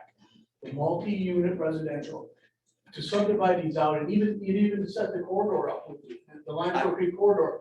I get that 100%, but that isn't our focus, that's your focus. Our focus has to be on the entire project, I think. I mean, that's the way we have to look at this thing. Can we look at it as phase 1 of the project? Well, then you have to know what phase 2, 3, and 4 is. No, I think we've already sort But of- for purposes of the subdivision, what I have not seen yet, I don't think, is a subdivision map that matches the zone change map. Is that? That's it right there. That's it. And that'll be updated. And what it is we have the 5 parcels inside the commercial, and it's hard to see that. But there's 5 parcels inside the commercial tract. And then there's 1 parcel for the R5 and 1 parcel is for the last one. Okay, And and that's a preliminary subdivision plan, so. And you've given that to us? Yes, That plan is in here, so. I have, You see the subdivision? I don't see subdivision. That's, I guess, I haven't seen it. Yeah. And we'll be working with Doug Reed, CMY's surveyors, to finalize our subdivision plan. That's basically what you're seeing is 5 parcels inside the commercial. And it's hard to tell with those line weights, I agree. So I get it. We'll clean that up. Okay.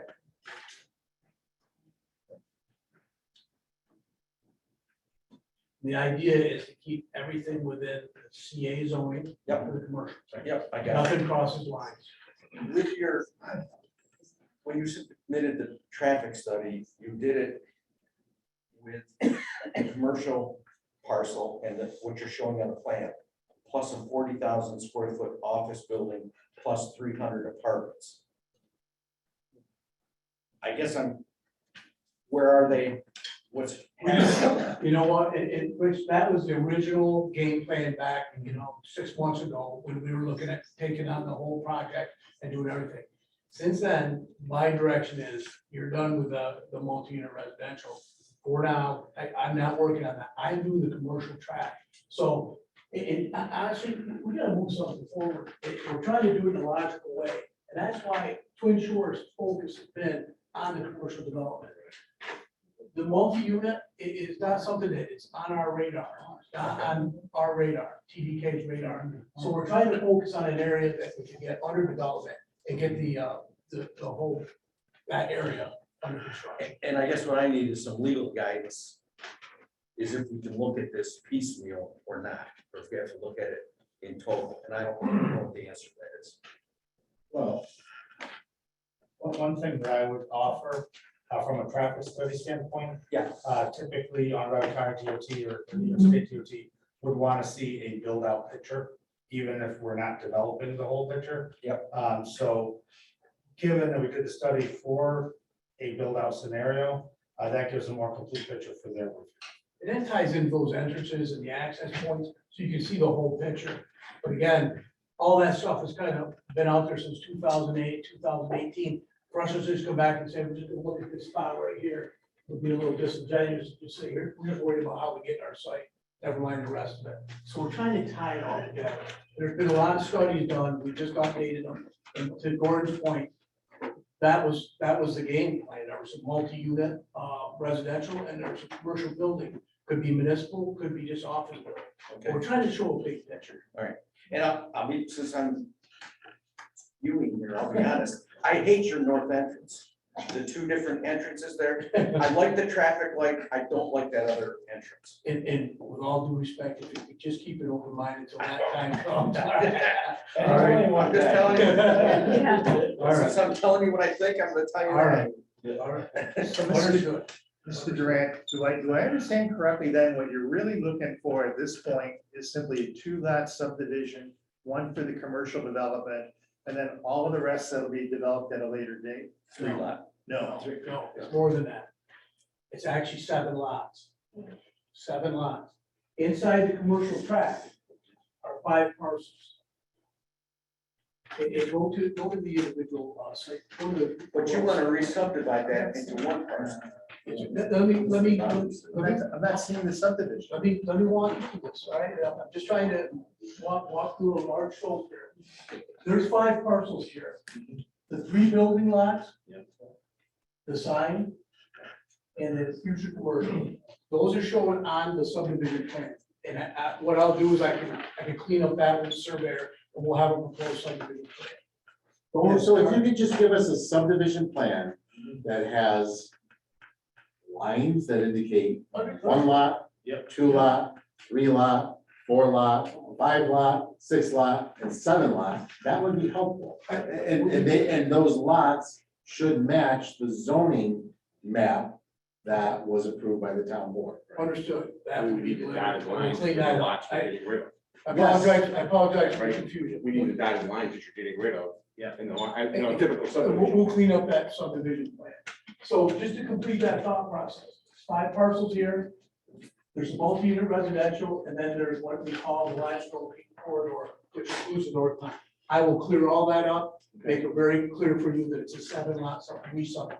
Okay, Okay, That would be helpful. okay, I apologize. and you're gonna be forwarding in a traffic impact? Yes, he's done what we've already submitted one. So the problem with the question Rich raised this, and that is essentially a segmentation type question, which is from a seeker standpoint, don't we have to consider all the potential uses? The answer to your question is, from a seeker standpoint, you probably need to consider the R5 and what the potential of an R5 development could look like, and the environmental impact of an R5.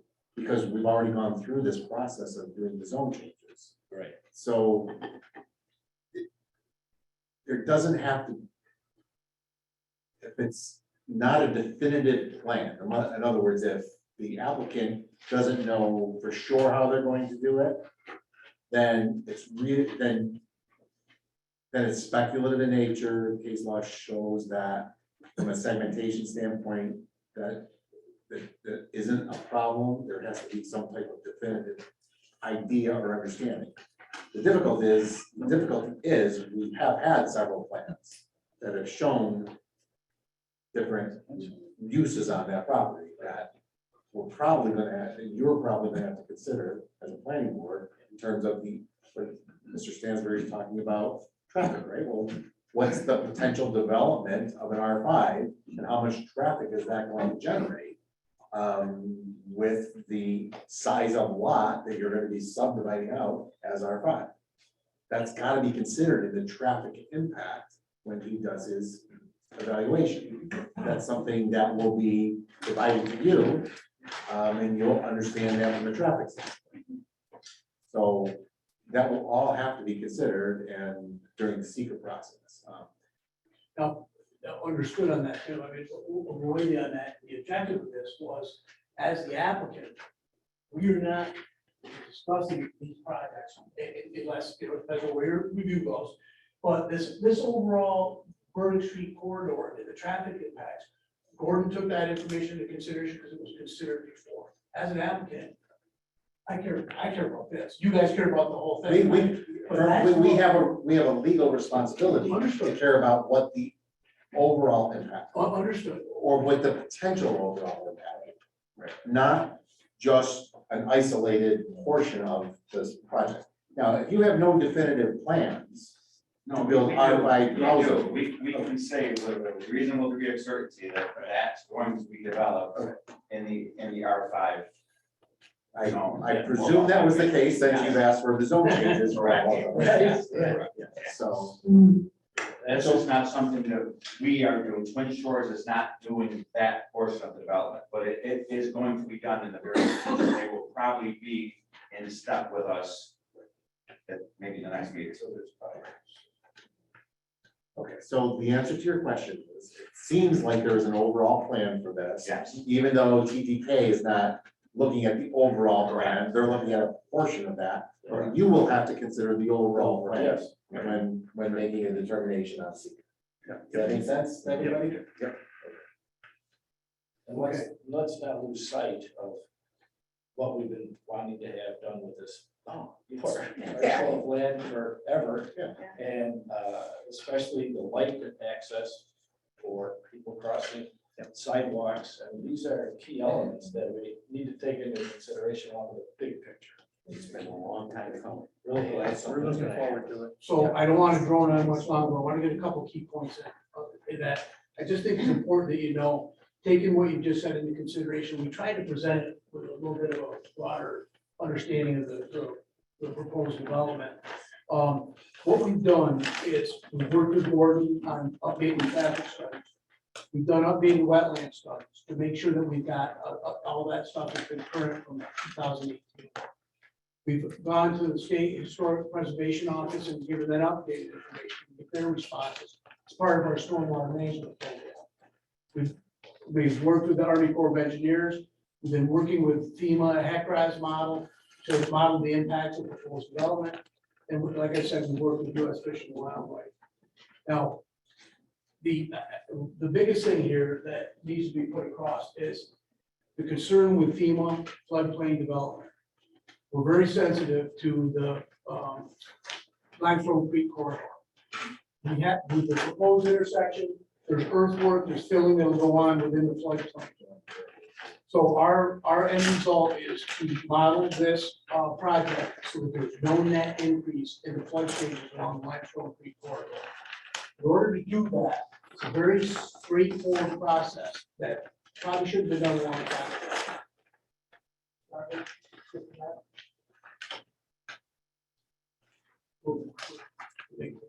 Right there. To the north of the proposed commercial development, we're proposing to expand the floodplain. And we met with U.S. Fish and Wildlife, and it's just a common sense approach. What will happen on the, as you can see, here's the 100-year floodplain. These ponds, the quarries are not included in it. They're not part of it. The elevations, they're separated from it. They're not even utilized. This pond is 23.5 acres. The north pond is, I think it's 13 to 14 acres. The point is, it provides incredible storage capabilities that would dampen the storm effects. And they discussed it with U.S. Fish and Wildlife, instead of just addressing the immediate concern of the 100-year floodplain and those increases, said, do a smaller storm event, like a 10-year storm. So the way we've got this set up is to construct a spillway with very subtle earthwork, very gradual grades. Under larger storm events, anything above a 10-year storm, the spillway would be activated and would spill into that pond system, into the southern core. And by doing that, it just provides a better shock absorber. Again, it's 23 acres of surface storage available that was damaged in storm events. So instead of doing it for a 100-year, they suggested a 10-year, anything above a 10-year storm could spill over into that area. So that would bring that, allow us to do the site development within the floodplain, but also do an offset. We have all the hack RAS, we've gone through all the, that's the FEMA's model for the stream corridor. So the other thing is, once you build the pond system and it's storm overflow, you gotta get a lot of drain back. So we've got a control structure that would gradually release it back to normal pool. And it's got a debris baffle and all that. We've got to get into those details with Doug, but it's a real practical way to help out not only our project, but really the community. The other thing that, just to wrap this all up, whenever we do these studies and the county comments, how's the water supply, how's the sewer supply? We've gone, sewer capacity. We've reached out to WEP, they have capacity. We'll be tied into their trunk sewer system that crosses through the site. And then as far as Aqua goes, they got plenty of capacity out there, pressure, volume, and they also just gave us last week their hydrant flow test. So we can model if we have to extend one line across or two to support the commercial development. So last but not least is the variance request. And this is one, it's kind of the showcase for our project. This is a multimedia sign that exceeds the allowables, it conflicts with the zoning ordinances for signage. It's a large structure, it's classy, it's got architectural style to it. It's the screen size is large, it's 48 feet long, it's 14 feet high. It would sit on a base of architectural stone, hardscapes, and landscape.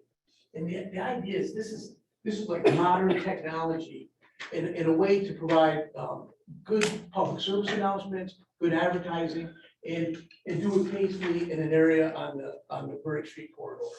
So that we realize that it exceeds the zoning ordinances for area and considerably so. And just a note, and probably so will the signs for some of the commercial buildings that'll be there. And when those get developed, we'll be coming back to ask for a referral to the zoning board for those signs as well. So this is something that would Which be. is basically what we're asking for this, is a referral to the zoning board. Let me, if I can ask a question. You say it's gonna be used for advertising. Yes. Is the developer making money off of the advertising that's going on the signs? These would be. Probably, yeah. Sure, I mean, it's gonna be a parcel, it's gonna be taxed, absolutely. Except if the town wants to use it for any announcements, right? Correct. That's right. That's right. That's absolutely right. And we did something similar, although not as big, in the town of West. Joe, who are the interested customers that are gonna look at this sign? Where are they coming from? I'd like to defer that. I don't know who the customers would be for that signage. The tenants would be on that sign for advertising. Well, my concern is that are they gonna be driving cars? People in their cars gonna be passing by this sign? Oh, I sure as hell wouldn't like that. yes. I think Yeah, if that's you're a- driving, you can see it. That's a terrible And idea. the only problem with all this is section 155.25 of our code doesn't allow it. Even at a stoplight. Illuminating and flashing signs. Right.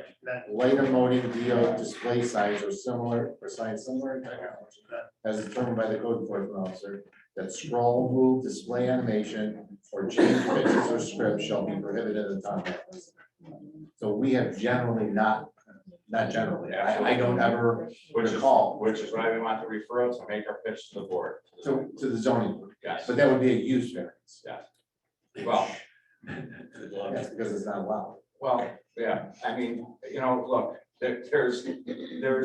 there's gotta be room for growth. I mean, there was a lot of things that haven't been allowed. We just want the opportunity to present it. The problem with room for growth is a sign of that nature is going to distract drivers. Well, we don't know that. There's a That's, safety issue. no, you don't, that's an opinion, right? And we're gonna have an opinion from our traffic study professional, who's gonna tell us the advantages of having actually a larger sign. Well, you're gonna have to talk to some. So We certainly will. the issue is probably not in the purview of the zoning board of appeals. It's probably more in the purview of the town board, who might change the code to allow these. Right. Not because of use variance. I've been doing this a long time. That's correct. We don't grant use variances in the town. So Absolutely. it's a lot easier. Easy is not, that's a relative term. You probably can't. And we just, and with all due respect to him, and you know this, we want to go through the process so we can exhaust the remedies. So again, we'll ask for the referral, we're asking for the referral to SACPA, obviously. We're asking for the public hearing to be scheduled, we're asking for the referral to them, so we can go there and they can say, look, we can't help you. Go back to the town board, if you want, to have a discussion regarding the change of our sign code. Right? The question I've got, before we make a referral to county, Yeah. how quickly are we gonna get the revised plans in so that we can send those to county as well? Yeah, this week. Yes. With the updated. You're talking about just the subdivision lines. The re-subdivision. Yeah. Yeah, that's easy. That's this week. It's not complicated. If I can draw them on there. We know where they are. We know where they're gonna be. To say that. Yeah, I mean, we know where they're gonna be. That's just a matter of coordinating and getting. But so you don't want, I just want to make sure, you don't want the rest of your site plan and subdivision plan to be delayed for purposes of this sign, do you? Correct. And That's a separate and distinct issue that you'll be absolutely, dealing with. and Tim, that's a great question, and if we have to, we'll just amend it to withdraw the sign. Okay, yeah. You don't want that issue to delay. Yes, sir. Okay. That's correct. Yes. I think that's going to be a longer term issue. We're reading up the tea leaves. And I think the revised plans should take the mention of the sign placements out of there. Understood. Okay. As quick as we get the revised plans in, we will make referrals to county for county recommendation, and then we will reschedule you. Okay. So if we're two meetings out for public hearing, then should we schedule that now? Can we schedule? I just- I mean, we have everything except for the lines on the map. Yeah, I think that's kind of important, though. We'll have those this week. And only because you're saying we're 2 months out for 2 meetings out. And I guess if Tom, if we don't get it, we're gonna cancel the public hearing. I understood, would entertain a motion to schedule a public hearing for November 28th. so thank you. Seconds. Motion by Richard, second by Ann, all in favor? Thank you, Mr. Chairman. Motion carries. Yep. But So- if we don't get it's the all on you, paperwork Joe. by next Friday, Understood. Thank you. It's simple. You can cancel that. yeah. You can cancel.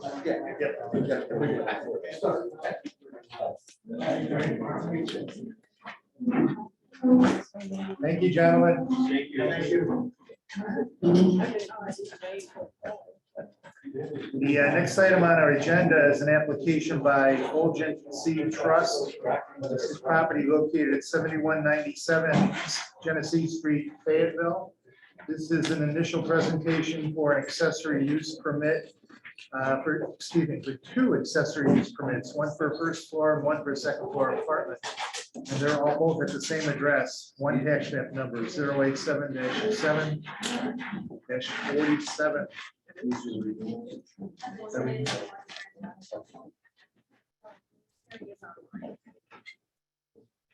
And I would point out that we have received two reports from our town code officer. One was an initial report, and then a second one is a revised report setting forth certain issues on the property. Just for the board's information, I did speak to the code enforcement officers to make sure we got clarification on the issues that were raised in his memo. Based on my conversation with him today, he has indicated that there are no outstanding violations on the site, that all previous violations have been addressed, and that the only thing that he has on this site, is this the? Yes. Yes. The only issue he has on the site right now is he's got an open building permit application that is there for some work in the garage, which is just open. That's the only thing he has. Okay. But the history is the history. Oh, yeah, there have been violations on this property, but they've been addressed to his satisfaction through today. We can hear from the applicant. I believe she's Good on. evening. This is Mary Walker on behalf of the applicant. Can you talk to us about the two applications you have and what they're for? Yes, the first application is for renewal of an accessory use permit for an apartment upstairs that's been in existence since the property was acquired back in 2013. Town issued the initial accessory use permit, which expired. So I'm just seeking a renewal of that.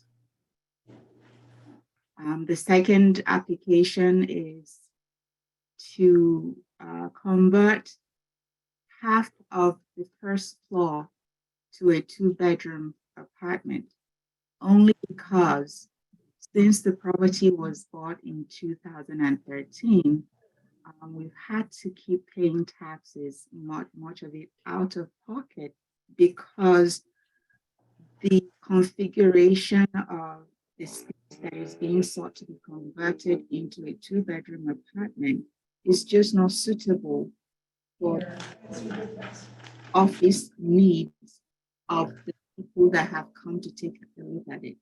Several tenants have come to view the space, but the configuration, it is not suitable for office space or for their needs. And so it's remained vacant since 2009.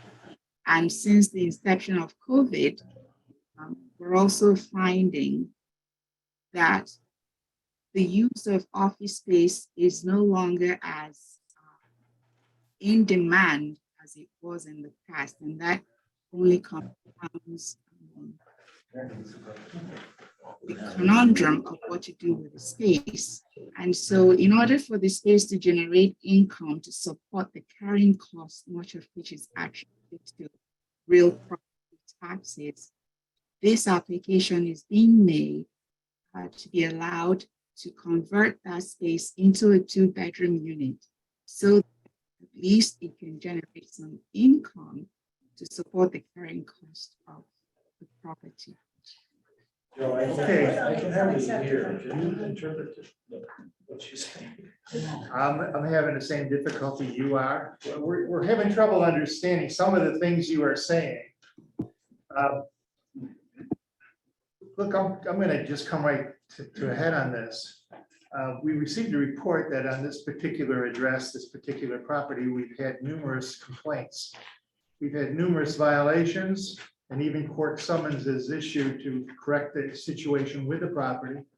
Under our law, we can have a public hearing regarding this, and it's my recommendation to this board that we schedule a public hearing and not simply cursory make a decision on this. Okay. I would. Yeah. Can I have a motion? Motion by Ed, Second. second by Valerie to schedule a public hearing.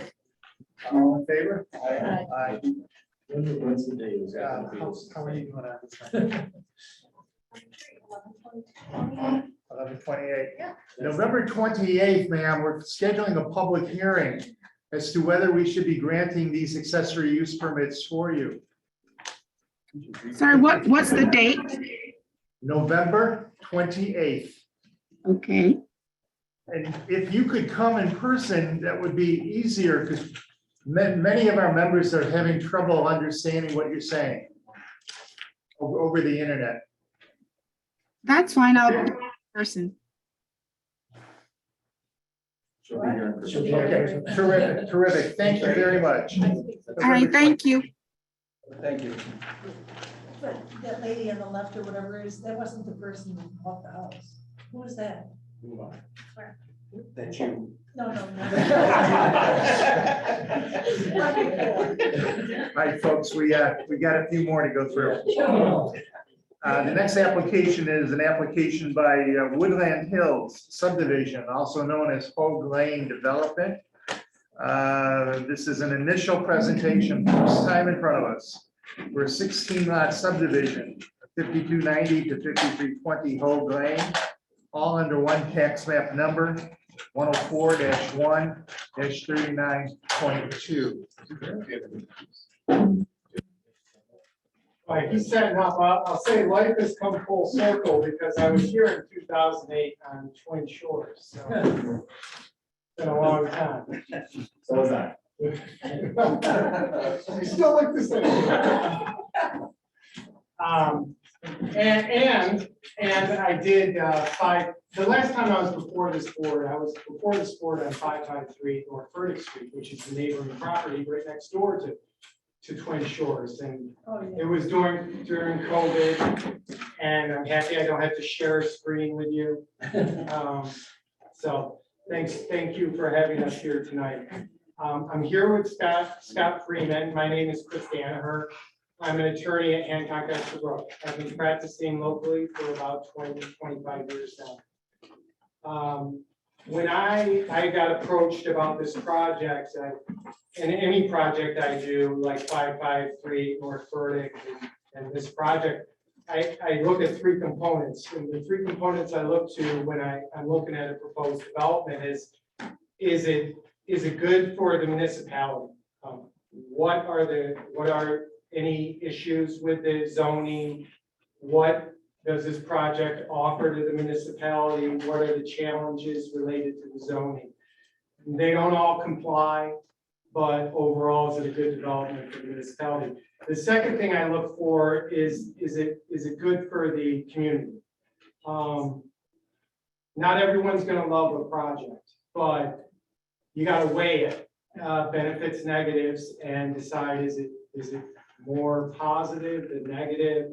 Because not everybody's gonna be happy with that, and I can appreciate that. Third is financial feasibility. I mean, we'd love to get all our approvals exactly the way you want them. But is it financially feasible? We can get all the approvals and it can be a dormant site and it can sit there and then nothing happens. We've seen that in our community. We've seen it in other communities. And it's a balancing test. And that's the developer's side, to try to make a project that works for the town and works financially, because no one wants a site to sit there after it's approved. So those are the three components I look at. And I know you all have your own thoughts about projects, but that's what I look at when I look at a project. And just like 5538 North Burdick, I think this project checks those boxes. I think it's good for our community. I think it's good for the municipality. And as I'll talk about in a little while, I think it's financially feasible. This site is located, actually, I'm a member of this community. I've been in this community over 20 years. The project's located on the east side of Hogue Street, or Hogue Lane. I live 1.5 miles from it. I've run it, I've walked it, I know it. Right now, it's a single family residence on the property. It's comprised of approximately 30 acres of land. It's zoned RA, so it's permissible zoning for what we're here for tonight. And it would have public water and sewer at it. I'm not gonna dance around it. Public sewage to all the properties? To this site, it will when it's developed. Now, Hogue Lane, there is septic on those properties on Hogue Lane. But our proposed development will have public sewer. Okay,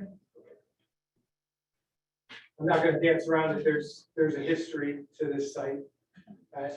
It was before you, and I did, when I say life is full circle, this project was before you when I was doing 5538 North Burdick 2.5 years ago. I looked at the minutes, I looked at what this board talked about. There was a lot going on, and there's different members here than there, and I wasn't part of that project, and this is a new application. But there's a history, and I'm not gonna not address it. What I saw reading between it was maybe a density issue. And that led to other things with the environmental EIS and essentially a positive secret determination. Simply put. We're here tonight and we've provided you 3 plans. We've provided you a conventional plan, which has 19 lots or 18 plus an existing lot. And we provided you a cluster plan, which has 16 lots plus 1 or 17 lots total. The project is going to have 1 entry point right across from Shiraz. It will have a looping road with lots on both sides. That looping road will be a private road. It will have a retention basin like before, and it will be serviced by public water and sewer. Now, the private facilities, which is the private road, the retention basin, that would be overseen or handled by a homeowners association. The homeowners association would be formed by the developer. It would be approved by the New York State Attorney General's office. But obviously, I know it would be a condition of this board that that be formed and approved, and that's acknowledged here tonight. The target market is 4,000 square foot homes, starting price point of about $750,000. I think that's consistent with that whole lane corridor, the type of houses there, beautiful homes. And believe that's consistent with the neighborhood and affluent neighborhood, good for our community. So in coming tonight, I looked at the purpose of a cluster. I mean, we have our own town law, we have 278 of the town law and their own town law of town of Manlius. The bottom line is to preserve the natural and qualities of open land. The applicant was before this board 2.5 years ago, and I think in meeting with the applicant, the applicant heard you guys. Density was too much. Issues had to be addressed. They sharpened their pencil, they sat down, they tried to find a point where lots could work and make it financially feasible. Good for the community, good for the municipality, and financially feasible. And I think this plan, the cluster plan, is capturing that. We're proposing 16 new lots plus the existing lots, so 17 lots total. That's about a 20% reduction from 2.5 years ago. That's a significant reduction in my opinion. Chris, if I can, I'm sorry. go ahead. I was just gonna jump in. Sure. I'm looking at a plan that talks about 21 lots. Yeah. The plan shows 19, I'm assuming common area is 20. I don't have a plan that shows 16 plus 7. I don't even know what. I think the 16 plus 1 or the 17 is included. I think in the initial submission, there was a 21, 19, it says 21. That's incorrect. There's a handwritten drawing that I saw online that should be included with your with our application that showed 19 conventional. And it doesn't show the existing lot on, I mean, maybe I should just get rid of this because it's. I think you ought to get rid of, all we have is the handwritten 19, is that correct? Yeah. All we have, we initially presented 21 as a conventional plan. Okay. We rethought it and thought 19 is better for the conventional plan, submitted a handwritten drawing. Okay. So the 21 is really, it's a distraction. So now we're down to 16 plus. We have common area. simply put 17 in a cluster, 19 in a conventional. Okay, do we have those maps? You should, they were Any of the online. planning board members have any of those maps? I do that. You know the date of the plan? I printed it offline and it says Hove 19 lot plan conventional. I don't think, I just don't think Okay, the new, I've never seen that map. you haven't seen that map? That's the 16 lot. Yeah, I have not seen that either. no, that's strange. Because it's online. I printed it today when I came before I did that. I wish I had, I should have, I just didn't print enough copies because I hit the link. This was July. Yeah. We submitted them. What's the date of that plan? This is, Just review set says July 28, 2022. we submitted a month ago and we were late with our check and everything was submitted except for the check. Tom came in the following Monday, submitted the check. I can tell you, I saw that plan today in my files, but like me, I can just find you got so it. many plans. It was. I remember. I guess I say this, the initial submission of the 21 lots was reevaluated and it said 19 circumvention. But, Existing house. and I apologize. For that. They actually might be here. Yeah, that's this. Okay, I do have it, Yes. although it says 16, Plus one, 17 plus, I'm assuming this is a lot too. It's down there, it's gotta be this part of the subdivision. Yeah. It's gotta be. So this is what you have up there? Yes. Yeah. Oh, all right. Oh, yeah, it's just not covered. And if you have the second, just while we're, have the second.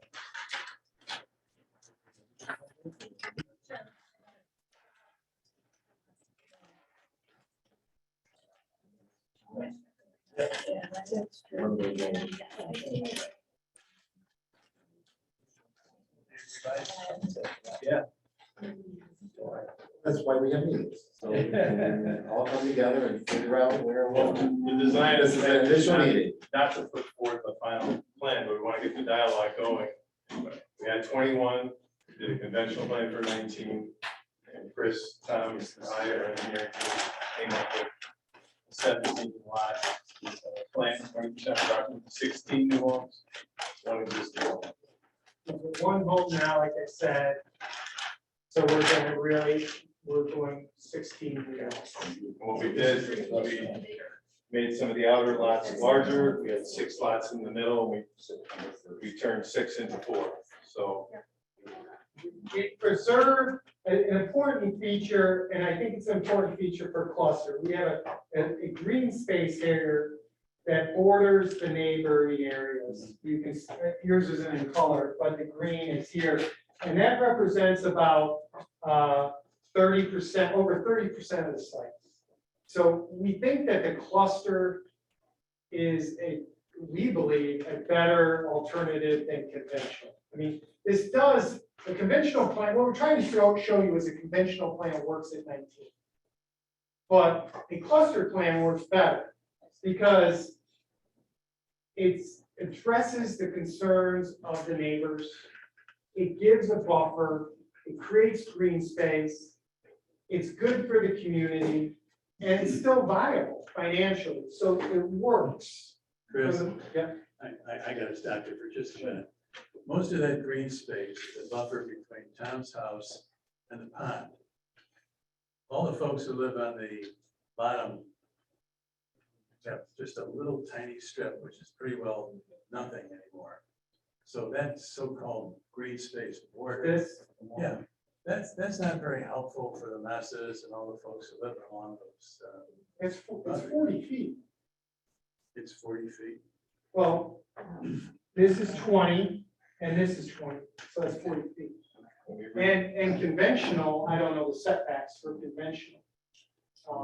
I'd have to look at that, but yeah, you're talking 40 feet. We had four lots in this corner and reduced it to 3. So really, the thing that you're gonna see the most is the house. That's why we thought reducing the density would be a step in the right direction.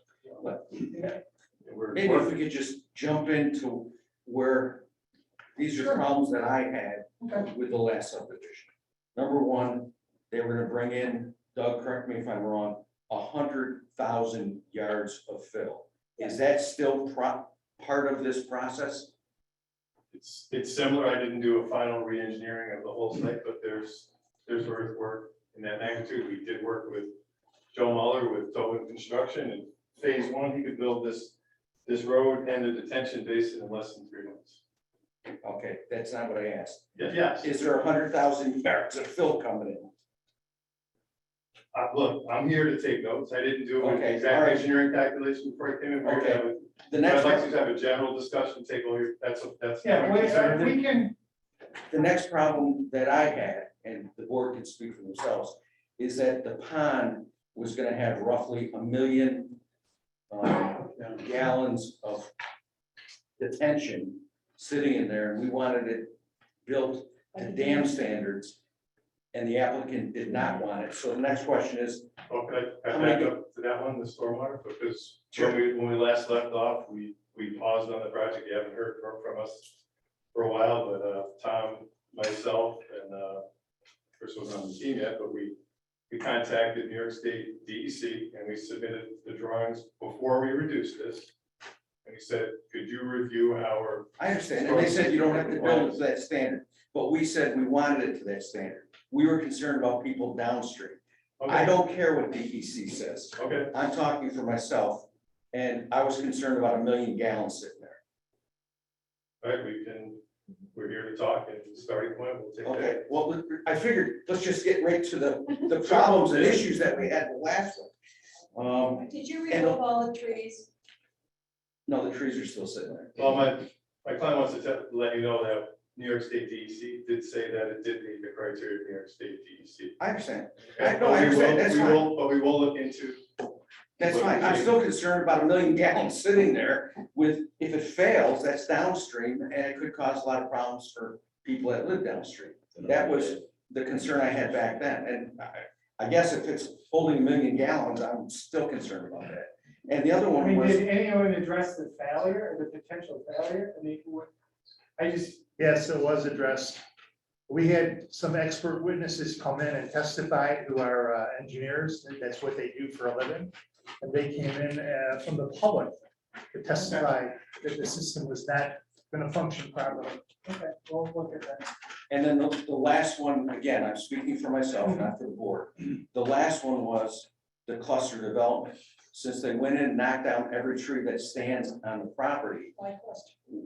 why would we grant, yeah, as Ann said, why would we grant a cluster? My understanding, Rich, on that is that none of the trees within the green space were touched. And that's. That's, so, first of all, So wherever you have, where the green space is, okay, that wasn't touched. That's my understanding. We went out there with Randy Capriati when he was working here, and with Tom and I, we walked it, and we Okay. reviewed it, and he understood exactly where. And let me say, I mean, I remember like it was yesterday, in 2008, and where we got stalled on North Burdick Street for Twin Shores because they cut down the trees because of the bats. right. And, Oh, and, right, same thing here. right, so, and now fast forward, I just don't want that to be, I mean, that happened. And I'm not gonna deny it, but it doesn't mean this project isn't a good project. What it does mean in my opinion, you've got a way to convince us. The purpose of cluster development under 278 is to maintain the beauty of the land, to maintain the structure, not to take down all the trees. The purpose of cluster was defeated last time by what the developer did. The developer, I mean, I'm not, and again, I wasn't part of this, but the developer has the right to take down trees. But I understand it, balancing it against the cluster, I get that. Yeah. It wasn't in the green space area that you reviewed. Right. But that water, that horse has left the barn. And I haven't been to this site recently, because I stopped running, but I'm gonna start again. But I think it's grown back. I mean, it's still, it gives better than what a conventional plant will give. It normally would. I'm not gonna argue with that. We prefer cluster if we can do cluster, but you've got a long way to redeem this I into a understand cluster. that. And we're trying to build a bridge. Hopefully we get I understand you're trying. So this 16 lot, first page, L400. Yes. This is not a cluster, this is a conventional 16 lot. No. No, That's no, cluster. This is the cluster. This is the cluster. It went from 21 down to 21 to 16. Okay, so some of the. Let's hit the numbers. Let's hit the numbers. Okay. Because I'm hearing a lot of. Prior plan was 21 cluster. Now the cluster is 17 and the conventional is 19. And that includes. So you've gone from 19 lots on a conventional plan. 17 now. So you reduced it by 2. 2, but previously the cluster was 21. And so you're proposing some of the open space is on lots. And I'm assuming you'd have deed restrictions saying, don't touch it. Yeah, so that's part of the HOA. And the HOA would be responsible for maintenance of it. Of individual lots. Is that what you're saying? Is this part of? Well, the HOA hasn't been written yet, but the HOA is definitely going to restrict. There will be deed Everything. restrictions. You can't do anything with the area, whether it's on the lot or not, they can't touch that. There will And be the HOA, and we have to rely on the HOA to make sure. people No, don't cut if it's down on trees. individual lots, then the HOA wouldn't maintain that area, it would remain green space and be restrictions in the deeds. Okay, all right, just want to understand. And I wasn't on the planning board at that time. I do remember the discussion about the dam and the ponds, and which is concerned because other board, there was a lot of concern with the drainage on road and I mean, you don't need any more water going down there if it fails, you know, and so that is a concern. Well, I agree, it's a concern, but you flip the point over, the purpose of the stormwater facility is to slow the water down before it gets to those residents that are downstream that have drainage problems. And this detention basin will slow the water down. Not only will it intercept the water on this side, but it's taking water from within the watershed. It's taking this other neighborhood whose water overflows and goes I through. get this what you're property. saying, it slows it down, but it's still going. Just slow. Well, that's It's still there. That's But it's in that's your- his purpose. that's Yes. the every state DEC, every But I site think we have. the dam would be, I think, more restrictive and a better idea. That's it, I mean, I guess if you take, I'm not an engineer, but the I thought you dam, were the way we were talking. I'm a landscape architect. I work- Oh, I'm not an engineer. The dam is more structural. Yeah. So that. This is, it that's an doesn't earthen, fail. it's an earthen dam, it Right. carries a certain The cubic hope yards is of it water. doesn't fail. It's actually just below. That'd be a Doug thing. So the drainage, the other drainage on the site, like in that center section, does that drain underground? This is, Under no, the road? this is high, this is low, the water comes down, there's a diversion swell, it comes down a drainage swell into the basin. This road drains down to a inlet and it gets discharged. This road comes down, it goes to an inlet, it's discharged. This water comes down the inlet, goes through the storm system. This entire site goes into this pond. The center section, are those swales or? That's everything is doing with drainage swell, which means, municipal right across people's property where they can't put a fence and they can't change the grade within those blue areas. So it keeps the water moving towards the basin. It's part of the HOA when you set up the criteria of maintenance, yearly maintenance and inspection of structures. There's a concern for its functionality and written right in the HOA. We're not, the one that's good thing, there's a lot of good things about HOA, but one of them is a lot of basins are built and people drive away and it never gets looked at again. This will have within our SWIP, there'll be an annual inspection. If they see a part of the earthen berm that's leaking, or maybe there's a wet spot, it will be addressed. But twice a year, twice a year makes sense to inspect this. So every inlet will be inspected. You can make that part of. All the drainage wells will be walked. I've done a lot of subdivisions over the years, Rich, just hear me out. I worked in a lot in clay subdivisions where they put them in. I go back to these detention basins, I can't find them because they're not maintained on a yearly basis. Not on a particular place. A lot of towns. Just a lot of people don't have time to look at them. But here, you're building in. You have the conduit through the HOA to make this. You know, Tom and I, we drove around and looked at 9 or 10 different stormwater facilities right in town of Manlius. You have a lot of them. And a lot of them are this size or bigger. We found 10 that are bigger than this in your town. But this one's gonna have maintenance built into it. I don't know the history and maintenance on the other ones, but there's 10 other ones throughout this town that are bigger than this. One of the things that we've done for several years now, it's probably, Doug, correct me if I'm wrong, 10, 15 years, is that we don't like drainage ways or detention basins on lots. We want them to be part of the common area, and we ask the HOA to give us an easement so that we can step into it if they aren't maintaining it, correct it, and build back the HOA. So just, that's just. And I was just gonna say, but build enforcement mechanisms in the HOA declaration to allow the town to be able to step in, inspect, and charge them. But we don't like it on lots. Well, they're not. This lot number 9, this is 1.1 acres. And that does not include this. Okay, I'm just telling you, Well, I'm just- typically what we have done, informational purpose. And there's this actually, blue is drainage, green is green space, but this is actually a stormwater and access easement. So the town would have access to it, and then we have a maintenance area right around the top for mowing. What's the average size of the lots? Oh, I was gonna say, in the conventional plan, they're hovering around a half acre, a little above. In the cluster plan, minimally 3/4 of an acre up to over 3 acres. An acre, 0.84, Yeah. 1.8. Starting at 3/4 all the way up to over 3 acres for the 16, 17 lots. So the conventional plan I saw, most of them were about 8. No, it's gotta be an Oh, acre. you're right, acre, I'm sorry. The smallest lots now are 3/4 of an acre. These are 3/4 of an acre. But isn't the purpose of clustering to have smaller lots and more open space? Well, if you lower the density, you get a bigger piece of property. It's kind of that balance Chris was talking I think about that earlier. the ultimate goal of cluster is to have as much as green space.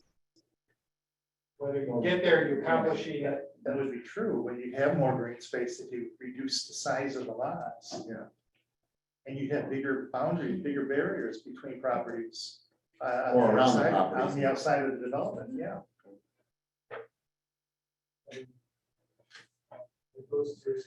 I mean, that has been the concept, right? The concept is to have smaller lots and more green space surrounding those lots and having less infrastructure, one road coming in to service smaller lots.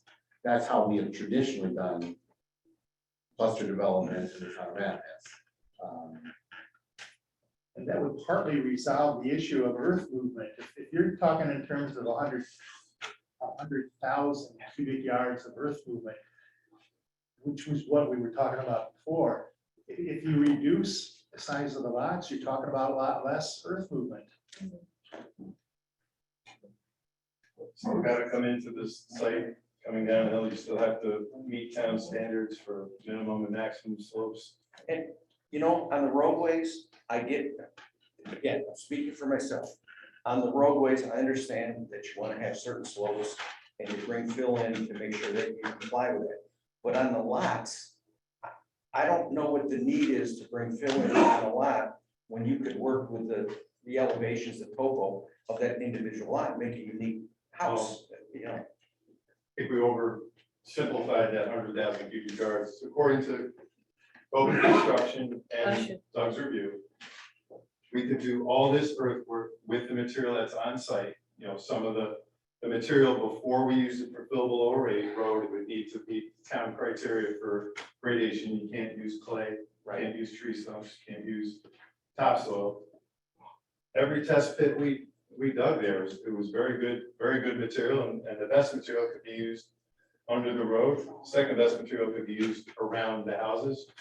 All the general fill around the house, you could pretty much use any soil you want. The most critical part is to get the right soil under the road, and we spent a lot of time, Tom Douglas and I, in Joe Muller's office, we've done a lot of construction projects with us, and he did a lot of the test holes with us, and without Chris Kinney to give us a sieve analysis on every soil type, he felt very comfortable bidding this using his existing soil. So the stone that you talk about that's coming into the site, the pavement section is so many inches of asphalt, a foot of stone, I don't know the exact thickness, but the stone, 1 foot of stone placement for the road, and some of the trenching would be important. The rest of the soil, Tom was very vigilant about us balancing this. We redesigned this road several times to balance the earthwork. So once the bulldozers come on here, we're gonna, in phase 1, you're gonna fill the lower part to create this wet pond, and the way you're gonna get it is you're gonna cut off a little knoll here. It's gonna balance. And we actually created 6 drawings, I don't know how many drawings, but 3 or 4 drawings. We showed how we would build these 20 lots in phases, and in each phase, the earthwork comes very close to balancing. We're gonna get 20 lots, no, we're at 16. It doesn't matter. I agree with you on the road work. It also concerns me about the compaction of any fill. I don't know if you're moving it or where it's coming from, under the house. That's another. Well, I can tell you this on these lots, that's another thing. Tom builds a lot of houses. I think there were the corners of 2 basements that required a little bit of fill. And anyway, and I have to say this, it's very speculative to guess what everybody's gonna build on this house. I mean, you could make an educated guess, but Tom was very vigilant. He pushed the engineer and I to get this road where the basement of these houses is on virgin soil, and that's the truth. So I mean, we're doing this to appease you, to appease the town, and it's gotta be a sound product. We're not gonna build a basement on 6 feet of fill. That's just a lot of extra money and just cost prohibitive.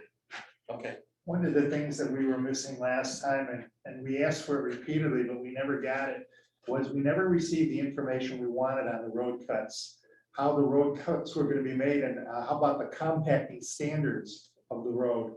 And we were never provided with any of that information. I think what I can say is we have that. I think what happened in the last meeting didn't go super great, but we have a lot of that information. It's within the set. Okay, we'd be looking to see that and be able to review that. We had discussions. Chris Kinney came into our office and I had him look at the drawings with Joe Muller, and I said, Chris, what would you do to ensure that we got the proper number of compaction tests that go, like, compare this to any other project? And he actually gave Tom some proposals for what that would cost to run compaction tests, because it's our product. There's no benefit for us to put a road in that falls apart or construct a building. Tom doesn't make money if the building foundation gives it. He does a good house, so we need to do these things. We do testing. And we can put that, it's in there, we just gotta point it out. I have another comment too. The application with the short environmental assessment form was missing a page. If you guys could send that, I think it was page Short 3. form or the long form? The short. It's missing page 3, it looked like, and then there were some questions not answered. So that could be resubmitted. Yeah, the long form. I don't know why It should be a long form. Yeah, we just, Yeah, I agree. a long. Yeah, it was with the application.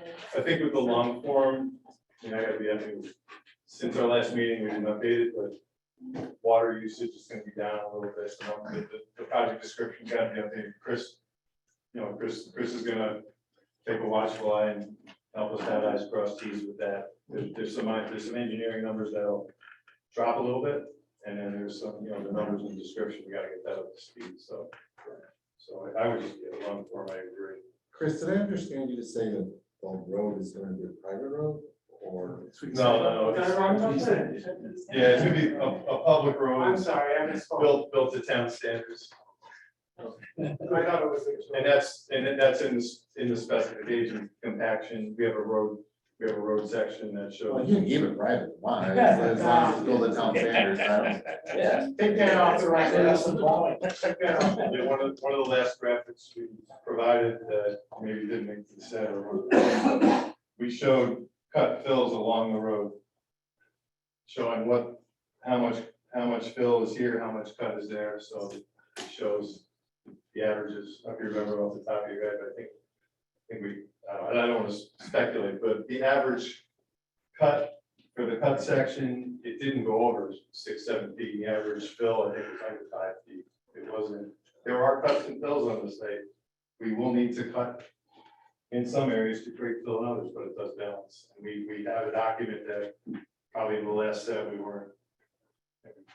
You got. So how much fill do you have to remove? And I You're not sure? don't have my. Taking notes. I did bring my. One other concern was the number of grinder pumps that we're going to have to replace. If I recall correctly, we had 7. Yeah, I think we reduced it by at least 2, maybe 3. Now we're down to 4, right? So we cut it to 3. Because what happened was we took 3 lots, or a lot of the lot reduction occurred in here. So yeah, we can get gravity for all these houses, and I think it's 7, 8, 9, 10 times 3. So it's 7, 8, and 9. Yeah, so we did reduce it. Okay. I'll get the grinder. Tom, the only thing I can say about Tom and other builders is, it's done, it's not done all the time, but it is done. Well, and there's a maintenance plan for it. Some homeowners go with backup pump systems, area, it's done. But we did reduce that number.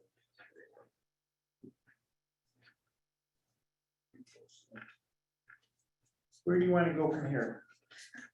I think in terms of earthwork, the testing criteria that the town is going to want to see, we can do that. I think the pond does, whether it's designed to a dam standard and maybe getting a professional witness or somebody else in to get a second look, I guess we can talk about that. I guess those are like yes, no, let's get a comfort level, let's do a little more deep dive on the research. I think Chris, Tom, and I really have to need a little help on cluster. Yeah, from a cluster standpoint, I think I wasn't here, I wasn't involved, I won't be involved. So, I said, I can only tell you that, because I have been here for a long time, that the traditional cluster development has always been to preserve the land as it exists today and only develop a smaller portion of the land for building lots and create a buffer that would be that's the whole purpose of clustering is to cluster the lots together so that you can maintain and not disturb the other portions of the land. I don't know that that's even possible in this case, since so much of it has already been disturbed. And so that's really up to this board to make a determination about. And that open space would be part of the HOA common area, not part of lots. It's not part, they're not part of the lots. We did not do that. Yeah, it's on that first plan you showed. Yeah. Those are all part of lots. Oh, the back green, this, Yeah, yes. the green open space. I mean, on the right side and the left side, it's all part of the lots. But if we I think control you that get the HOA. same spot on preservation, which is. Why not make it part of common area, HOA? I mean, because notwithstanding what.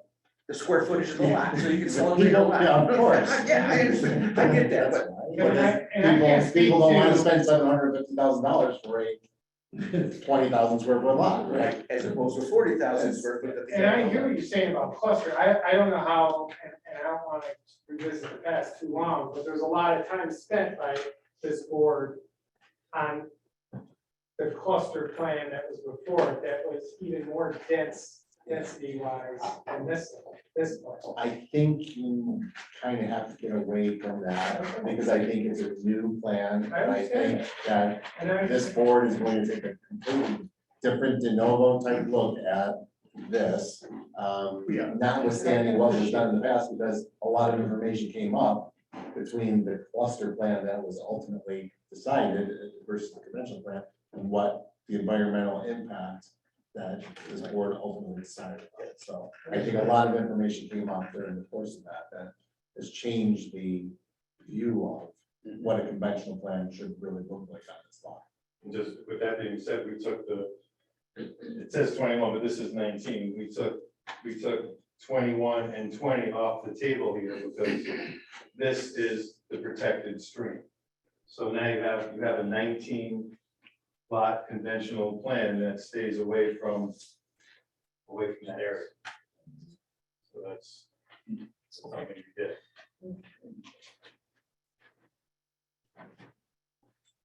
Doug, how much more do you need in from engineering point of view? Everything? Well, I think a lot of things. Well, thank you for coming back in and representing to us. We are going to treat this as a de novo application. We can't erase some things from our memory. Understood. But we're going to consider it anew based upon the new information. And as soon as you can start getting Doug some more information on it, we can put you back on again. Well, I think there's more discussion before you, my opinion is landscape architect and engineer, someone that creates a lot of drawings. I would, Tom as well, we'd like a little more direction or discussion, further discussion on the cluster, because we could address item 1 on the earthwork and explain testing, compaction. That's a check mark item. We can do that all day. And we can look at the pond design criteria to the highest level and give you feedback on that. But we don't want to engineer something until we're comfortable with the density and cluster. That's really where we are. Okay. And speaking of the pond, one of the issues with the pond was we never got design criteria. We were looking for benchmarks, we were looking for design, and we never got provided anything about how it was purportedly going to be constructed. So the more information you give us, the better we're able to make a determination. Will that help impact the cluster, the lot count number? Because that's really what if we got A+ on. They cannot make a decision tonight on how many lots. Well, let us revisit it. Yeah, We'll yeah. come back. There has not been an in-depth analysis over the conventional plan and whether the conventional plan actually does allow for 19 lots, as you're saying. So that has to all be accomplished.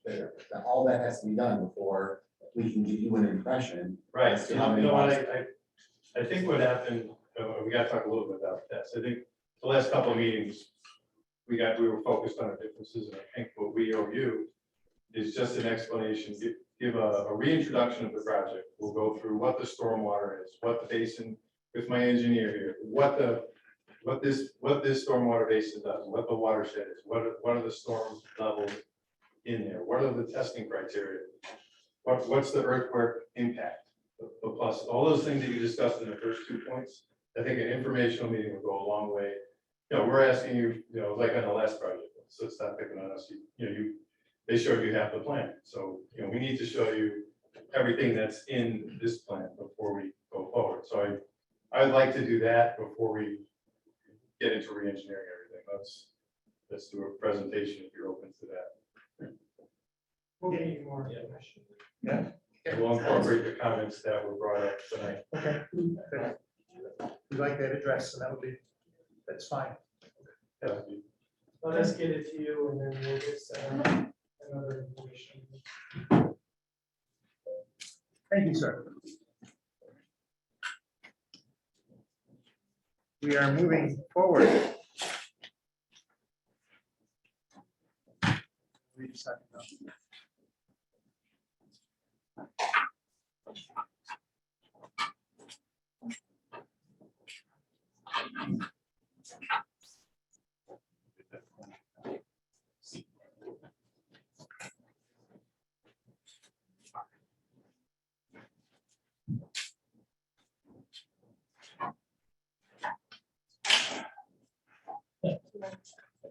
Yeah, so before we begin hearing this, I think one of the members has a wants to. Yeah, before we start this application, I just wanted to say that I live in the Negman Farms community and I'm opposed to this project. So as a planning board member, I don't think I can be objective. So I'm going to recuse myself from the application. Thank you for letting us know. Valerie, this is the last item on the agenda. She just wanted to leave her. I was just gonna say, if you want, you could leave now. You can sit up here. Or you could sit out there in the audience listening. It's your call.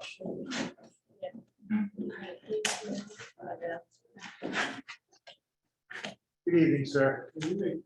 This is an unusual application in that this is your initial appearance before us. This is Rolex Enterprises. It's on here in front of this board solely for a zone change recommendation to the town board. They're seeking to change an RA zone to and a commercial zone into an R3 at Mengen Farms. This is off of Route 5 and East Genesee Street and Strawmont Trail. And what's unusual about this is your first appearance. You haven't even spoken to us yet, and we have already received correspondence from over 140 people about this. Brandon Jacobson, Rolex Enterprise, 5912 Roseburg Street. We were in front of the board roughly 2 years ago of this parcel for multifamily use for apartments. And obviously there was a lot of people opposed, the public, the board had a lot of concerns. And I think as a developer, we heard those concerns and removed our application. And a lot of what we heard was feedback, we need something that fits the community better. And so we felt, okay, 3-story residential apartments, there's a lot of existing homeowners there, we're still living in houses there. So we said to ourselves, okay, what would work on this parcel? It's a great parcel of land. It's obviously on the Route 5 corridor. And we thought, well, what if we got with a townhome product that was a duplex with a rental application to make it somewhat more economically feasible for more people to be able to be in this community. As you do know, prices due to interest rates rising, cost of construction. We built over 60 houses last year, ranging all different price ranges. We have multifamily projects under construction. We're very aware of what the marketplace has its limitations on. We thought this would be, I would call it compromise, or a different product to put out there that could still service people that want to be in our community, but also fits the existing community. And so what we've asked for is we're all familiar with this piece of land that we've seen before. It's going back to the around the cluster. But this one I think is a little bit different application in the sense of obviously Route 5 is the main through Fair to Chenango, back to the building. And so we said to ourselves, okay, the main drag on Strawmount, can we take, you guys have a copy of the conventional plan that we presented, 46 townhomes, all be one connected to each other in duplex settings, using a cluster, so that we're having one road and being able to utilize different separations so that it gives it more of a natural feel. And this is a product that we came up with. We maintained all this green space in the front, our stormwater, working with gravity, and giving the buffer, maintaining these buffers from the main area out in Route 5. So, obviously, first look at it, my first time here. That's a little bit of the background on the project. And this, just so I understand, we're looking at a recommendation to town board for a zone change to R3. That's what you're looking for. Are those single story homes? Yes. Yeah, we'll actually have a call, single level with an attic truss. So it's a product that we built before, I did 10 of these in the village of Clayton. And it's first floor owner suites. And we take the attic truss and we're able to either create 1 or 2 bedrooms or a loft and a bathroom out there. But they appear basically as a 1-story structure. So there are 2 stories. Go ahead. They're divided. There's a firewall, so there's 1 unit on each. Okay. The firewall, And they're all, it's 2 stories basically. more or less, yes. 80% of the space is on the first floor. All right. 7%. So if we make a recommendation and the town board agrees to change, if that's what our recommendation is, they would have to come in with a conventional R3 subdivision prior to doing a cluster. Is that? We did. Pardon? We submitted the conventional. They would. They will, Yes. that's okay. It's the planning board's, town board has delegated to the planning board the responsibility to determine whether it wants to provide cluster development. So you would make the decision as to whether or not cluster development makes sense. Are we saying that this is a cluster development? Under R3? Correct. We can't determine that without a convention. Well, we're not determining anything. I We're understand. just zone change. We're making a It's just a zone change recommendation. I would not rely on, I wouldn't rely on any plan that shows housing on this at this point. Agreed. Because we don't know what it would look like, and we actually didn't, if the town board actually did do an agree, so. Sir, one of the problems we have is and I've shared it with you, I provided you with a copy of a statement from the mayor of Chittenango. The mayor of Chittenango has notified us that they had a catastrophic problem in January of this year. Sewage backed up terribly. Several houses were flooded out with sewage. And the mayor has informed us that Chittenango does not have the capability of handling the current amount of houses connected to their system.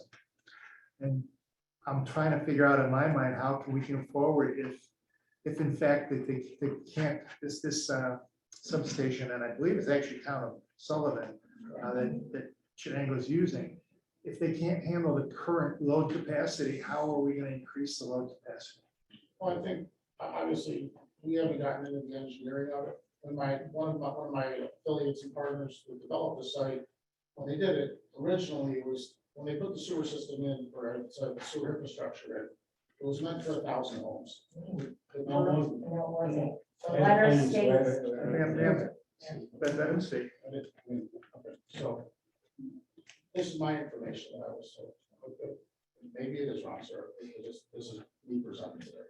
well, they welcomed the town of Manlius, they welcomed the Poolsbrook development, and they anticipated everything would be fine, but it's not fine. Current engineering standards over there is that it's beyond their capacity, and Mr. Chairman, I understand that wasn't the issue. I understand that it was that the pump station had failed.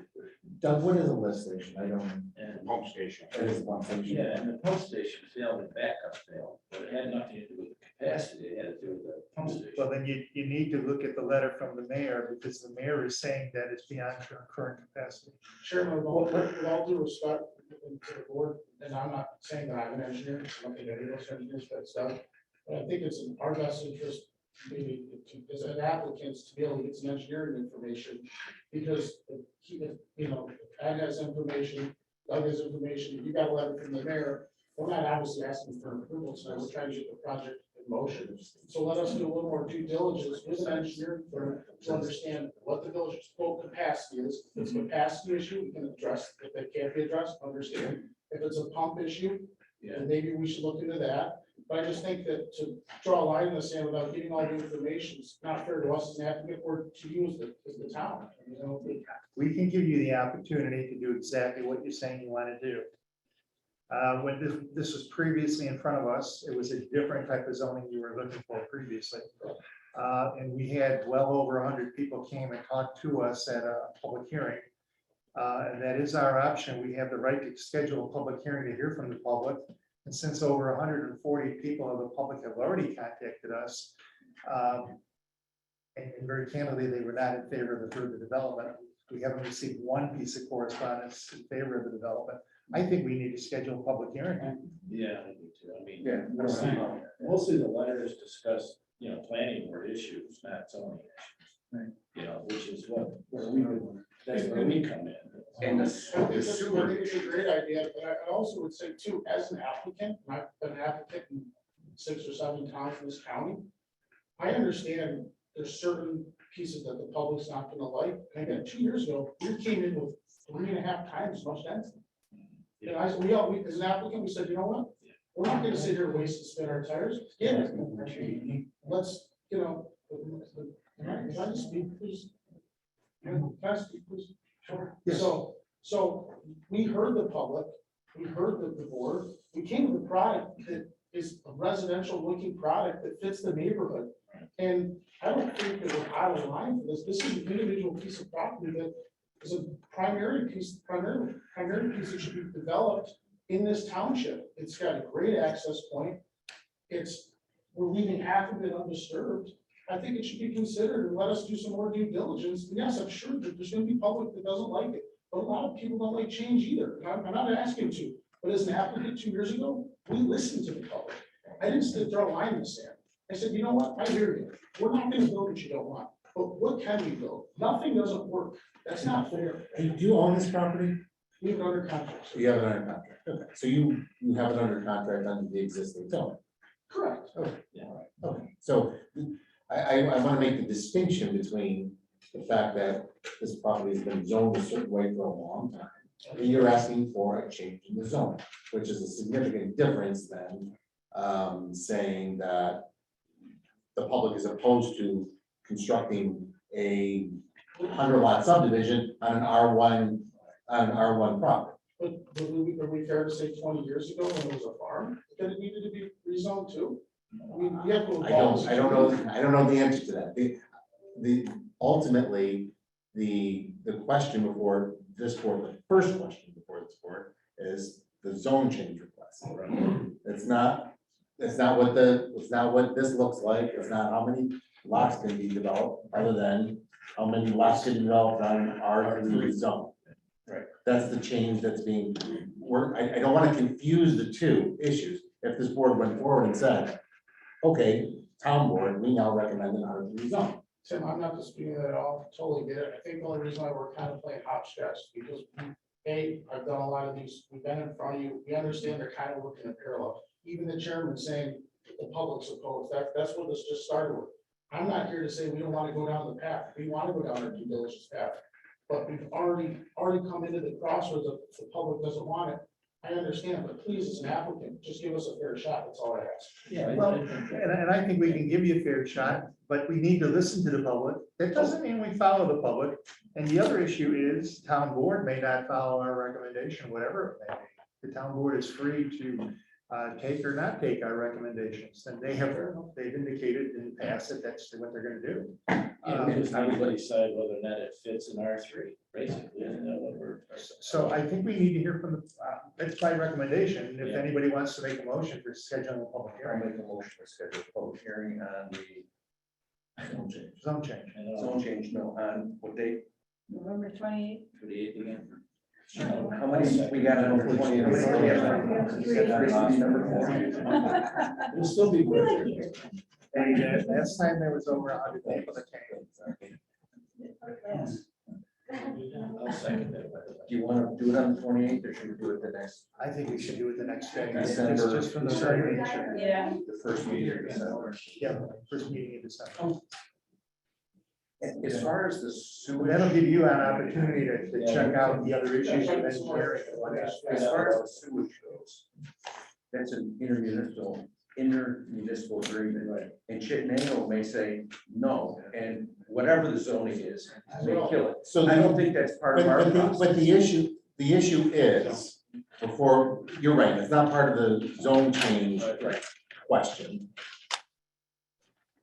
I think, I don't understand what a lift station is and who builds lift stations or pump stations and. It's like a grinder pump, but bigger. Okay, so those are, that's what I understand the issue to be, though, is that it's a pump station. My understanding was not a capacity issue, it was a pump issue. Okay. We had oversized the pump, and that's something we had to look at. That's just what I heard. I haven't done due diligence yet. I'm not saying I'm not an engineer, obviously, if the engineer look at it. Okay. But I didn't think there was, if I thought there was a capacity issue, I would have. So we're going with December 12th. That's what I said, December 12th. So we had a motion by Richard, it was a second, by Ed, all in favor to schedule a public hearing? Aye. Motion carries. Public hearing is scheduled for December the 12th, 6:35. 12/12. And we'll hear from everybody then. We'll see what you've got additional, and you may want to make contact with the village, the village engineer. I'll try to get as much information as I can from a technicality standpoint. Okay. Thank you, sir. Thank you. Thank you. I'll make a motion here. Did you already? Oh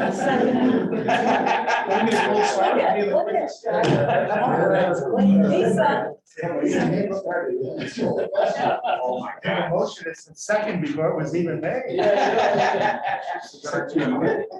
All in favor to stand adjourned? Aye.